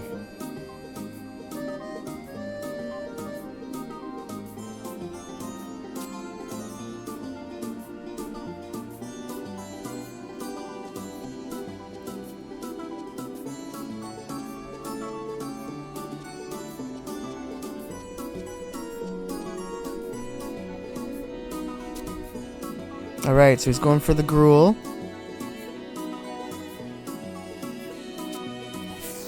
Looks like he's got it. Alright, so for the... Okay, yeah. So for the next one, I'm going to try and get a costume.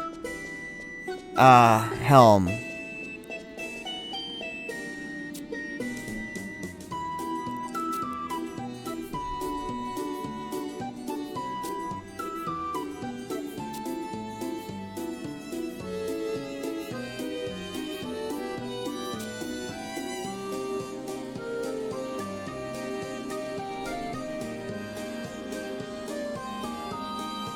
Alright, okay, let's see here. This one, the snowman cap, is a costume helm. So we'll go with that one. And then after this, we need a light helmet, and then we're done. I think I did that right, I guess. I don't know, I thought that the first two I screwed up because they were right next to one another in this list, but I guess it didn't matter as long as they're from the different groups.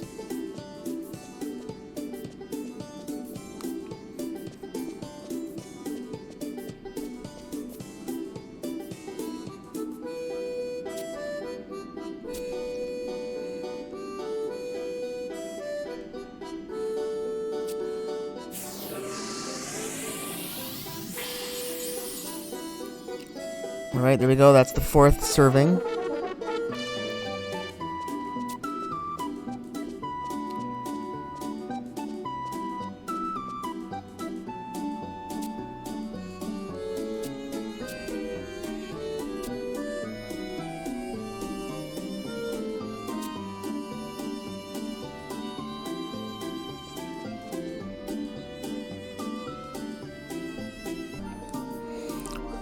We want a light cap, which, hopefully there's one here.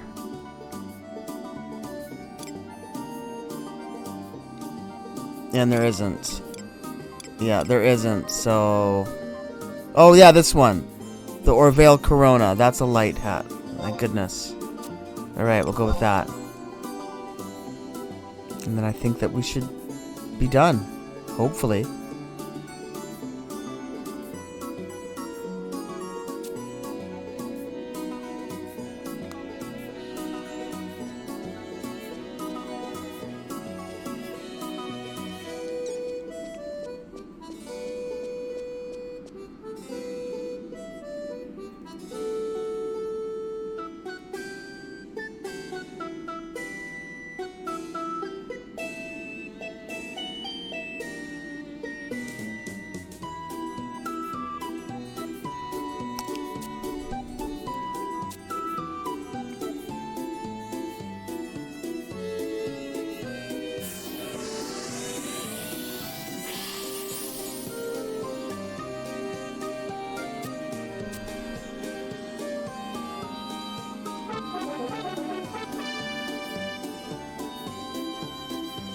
Alright, so there we go. He got all 5 servings of his gruel. Word on the streetaroo is that we are like disciples of Bridget herself. Have you gone totally off your rocker walker? We aren't even wearing any subligars. Words like that would cause a fashion riotaroo in front of Fontes Zanira. Stop being such a pessimistaroo. The day of our fashion dominance is soon at hand. What kind of idiot-aroo are you? I trusted you when you said a comedian makes 10 times as much as a mage.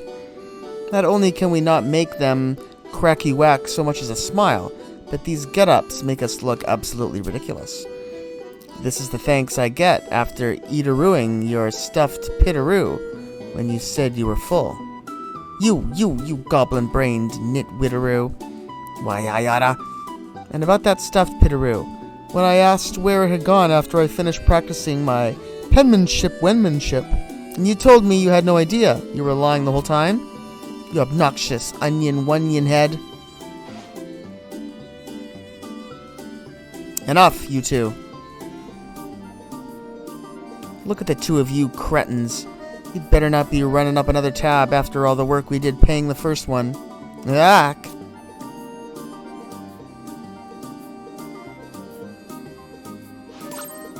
But if it's already paid off, then we have every right-aroo to start up another one. Quick, muster Rusto, before she watches us.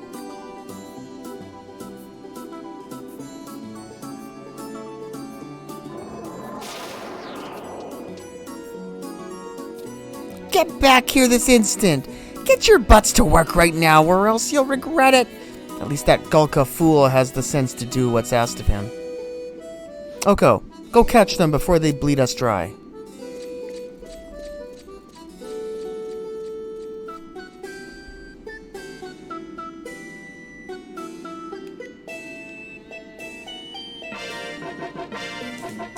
And our management skills increased by 0.2 skill points. Probably. But we also get some limit points and an increase in our Adeline fame. Achoo! Not good at all. My cold's getting worse. I should have a nice warm bowl of vegetable gruel to help take the edge off. Yes, that sounds perfect.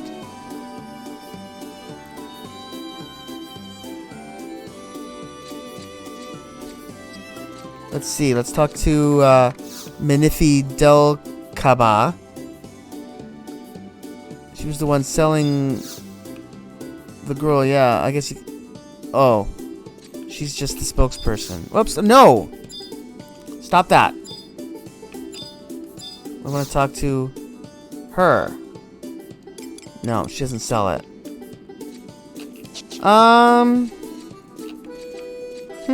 Okay, well, I'm gonna check something.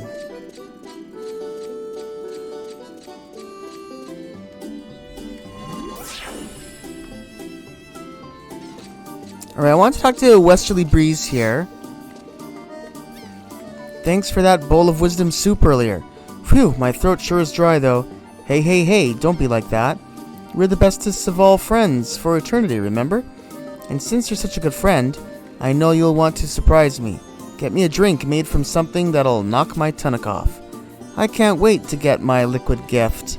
You're such a good friend, Oko. Alright, so wait a minute. Wait, what? He didn't tell us what it was? Oh, no, that's what we gave him before. Anyway, hold on a second. Now he wants...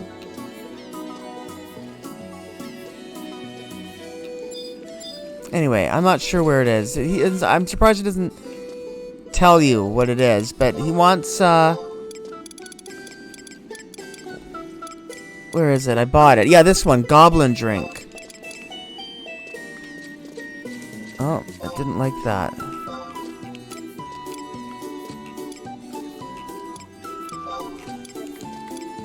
Okay, here we go.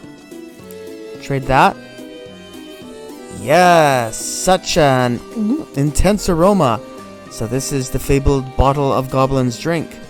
If this is made by goblins, I best prepare my stomach. Ew, it smells like raw fish, but I asked for it, so here goes nothing. Blech, it tastes like bilge water. Get it away from me. My tongue's coated in it. Yuck. I feel it crawling down my throat. Oh no, I can even smell it when I open my mouth. I don't think you want to drink that. Instead, try the cafe across Big Bridge in one of Eastern Adeline's plazas. It's too hoity-toity for my tastes, but I just may have to go there anyway. I need to cleanse my palate. Alright, so can we talk to him again? There's a good reason Velk are known as Eventide Savages.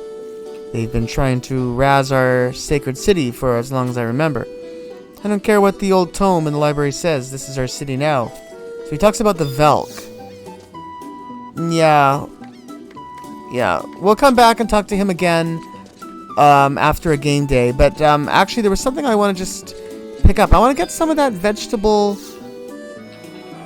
Hold on, I want to get some of that vegetable gruel.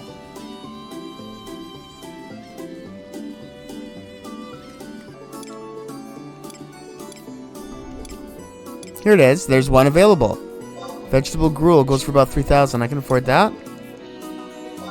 We could probably make this item too. I don't think it's a very complicated recipe for cooking. Alright, but whatever. So there it is. So there's gruel. So I'm going to take that back to our friend then.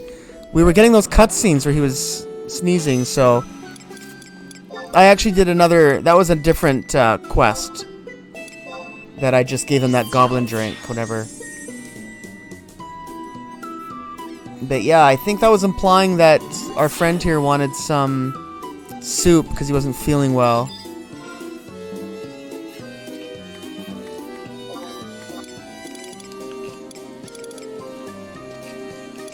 Alright, here we go. Our vegetable gruel. Yes? Oh, is this for me? How do you ever know that I was craving a bowl of vegetable gruel? Ah, yes. That hits the spot.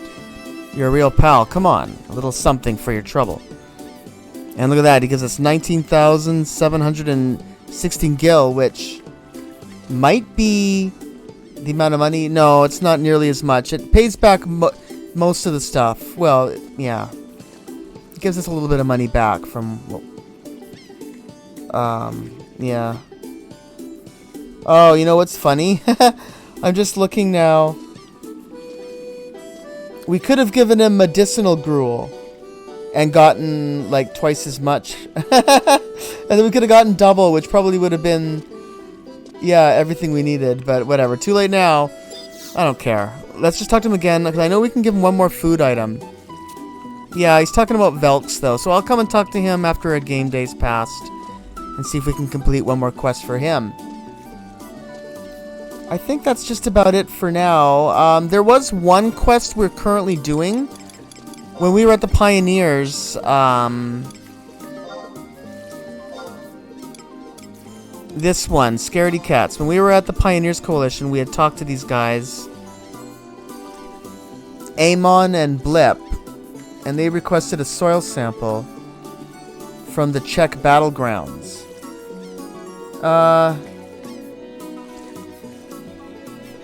Yeah, so maybe we'll follow up on this one. I can remind you guys who he is quickly.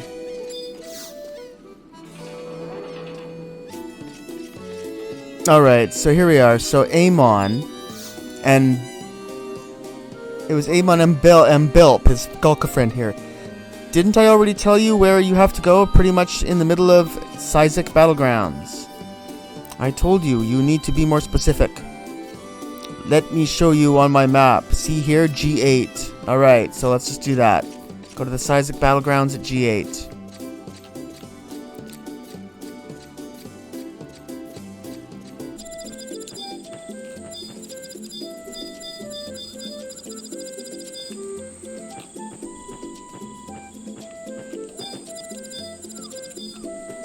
Oh, here we go. This is what I'm looking for. Earthen Mound. Okay. Yeah, we're here, this part, at the Sizek Battlegrounds. So we click the Earthen Mound.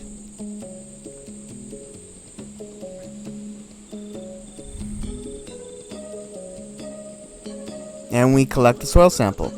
Oko, what are you doing here? Don't tell me those two good-for-nothings got you to do their dirty work. I came all the way out here to see their progress, only to learn that they're curled up back in Adeline. That is what happened, isn't it? The Scaredy Cats begged you to come out here for them.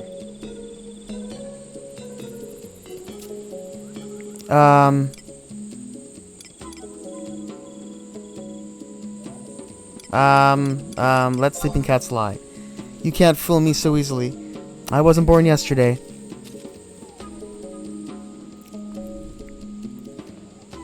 hand the dirt over to Le Langjavo. Ridiculous. I knew they had no spines, but this... We've already left the woods to you pioneers, and now my own men won't even do the most basic of tasks. Everything was different when Shla was around. Who's Shla? Shla Kefed, my partner back in the day. The two of us often visited the forest.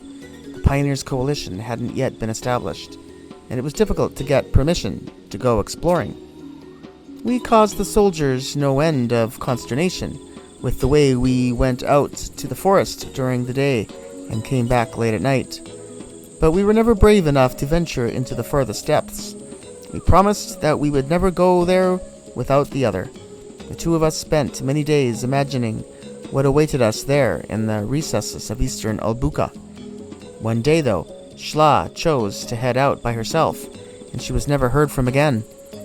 It was about then when there was talk of forming the Pioneers Coalition, but by that time, I couldn't bring myself to go out anymore.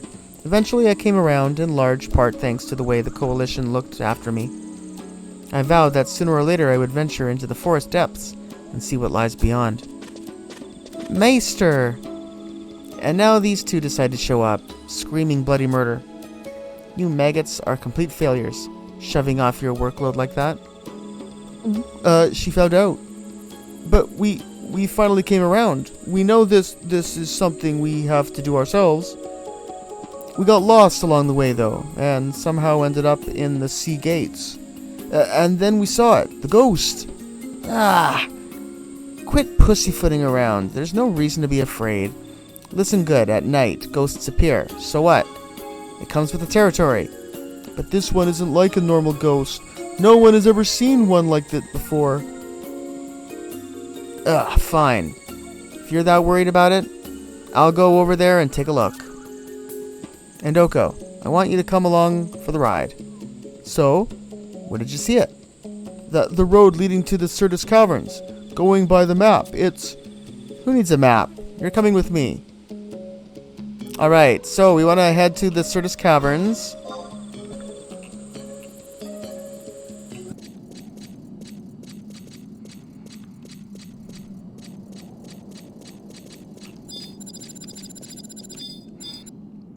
Okay, well, we want to be at E6. So we're in the right spot. So we're looking for a foreboding presence. There it is. Alright, this inconspicuous spot here, right in this location. Alright, click here.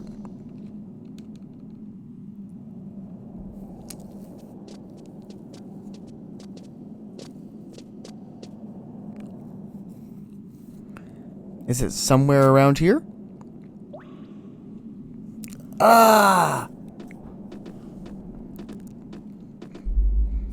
This. You were worried about a funguar? No, I was... But behind you! It's a foamer. There it is. What is this thing? I've never seen anything like it before. Leathery, Lay. We gotta get you out of here. Now! What's wrong with me? Somehow this feels so familiar. Help!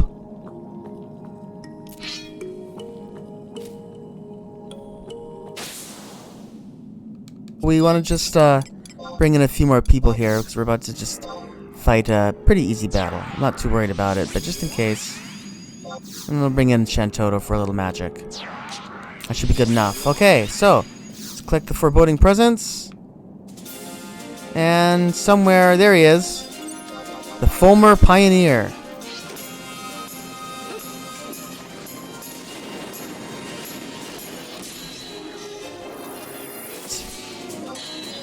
Do our thing. Shouldn't be a problem.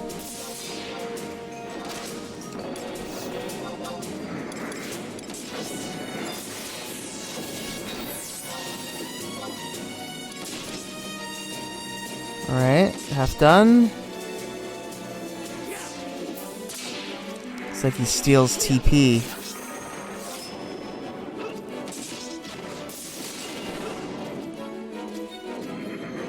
Yeah, I'm not even going to bother with the weapon skill. We're not going to have time. He's going to be dead before we get a chance.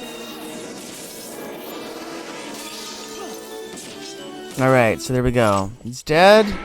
Get a merit point. Thank you very much. We'll click on the foreboding presence once again.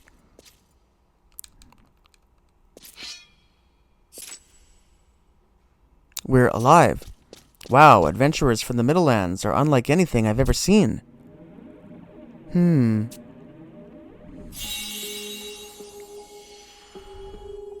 What the? Shla, is that you? Shla, can you hear me? Lay? Shla, but how? How did it turn out like this? Lay, I just had to know. To feel it with my own whiskers and find out. Shh, that's not important. What matters is that you're here, back with me. No, I'm not. I couldn't face them alone.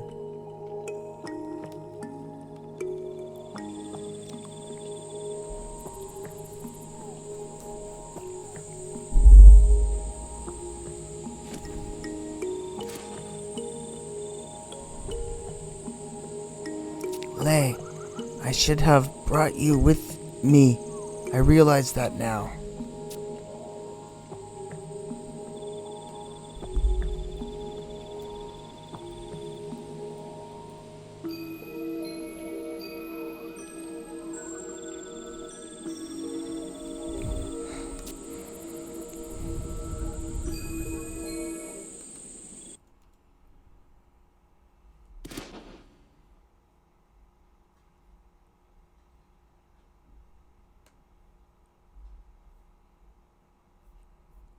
Huh? Am I dead? What'll become of me? No, I'm not ready to go. I have to tell them what I saw.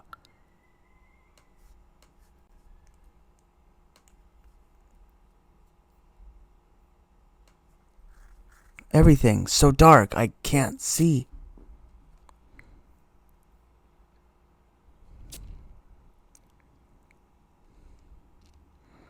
Huh. The wailing of your spirit cried out, and now, well, look at this. Who are... This will make an excellent specimen. I know what you desire, and I may yet grant it to you. But yes, you are indeed dead. To remain in this world would require an immense amount of power. Even if you were to find a new vessel, you won't be completely whole. I don't care. As long as I can protect everyone, I don't care what happens to me. Then let me try this codex. I grabbed off a wandering goblin. We'll see if you are still pleased with your choice. Your passions and emotions may just let you survive this ritual. Enjoy your new leash on life.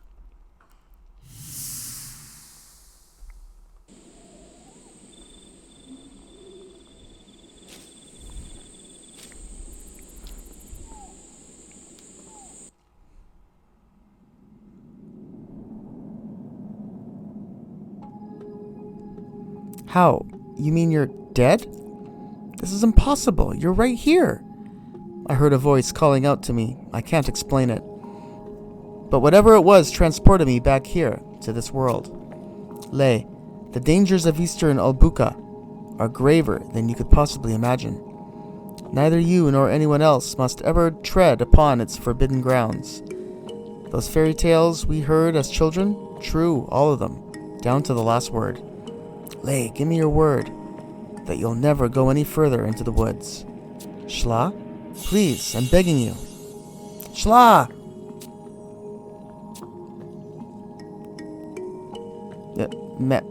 Maester?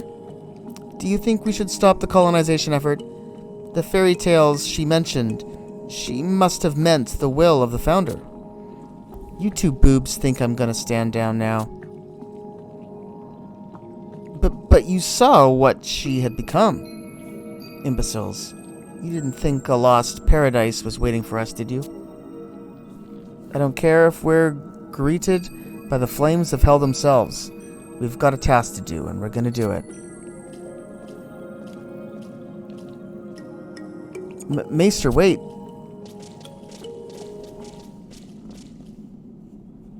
Alright, and we obtained the key item, Rave Unity. I'm not sure what that is, but let's take a look here. Alright, so now we're just going to head back to the Pioneers Coalition.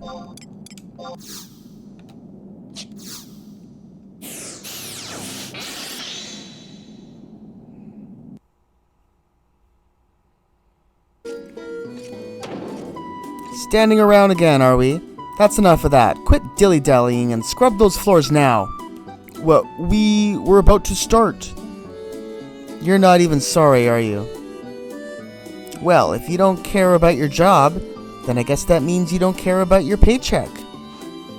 Not my Gil, no! Hey, Oko. Sorry that these two morons gave you so much trouble. Don't worry. I've made sure that they're the ones compensating you for their efforts. It's not much, but here you are. I'll level with you. What happened in the forest makes my fur stand on end. To think that Shla sacrificed herself to stop pioneers from progressing into the land. But don't think for a second that I'll be running away with my tail between my legs. Do you suppose the danger she was trying to warn us of was Ra Kaznar? Then we definitely can't turn tail on this threat. The whole situation means we made the right call, recruiting adventurers from the Middlelands. Alright, there we are, a little bailed for our trouble, and an increase in our Adeline fame. Yeah, but anyway, that's everything for this episode. So in the next episode, we're probably going to start right around there, in that area of the Camera Drifts when we first enter into Outer Raz. Oh my god, it's hard to remember what it's called. Outer Ra Kaznar. Yeah, I had it written down here somewhere. But we'll be exploring more of that in the next episode, right? So, thank you everybody for watching my video today. Don't forget to subscribe to the channel by clicking below, and don't forget to comment. I'm Oko, and I'll see you guys all on our next episode of our playthrough of Final Fantasy XI. Thanks for watching, everybody. Have a good one. Bye for now.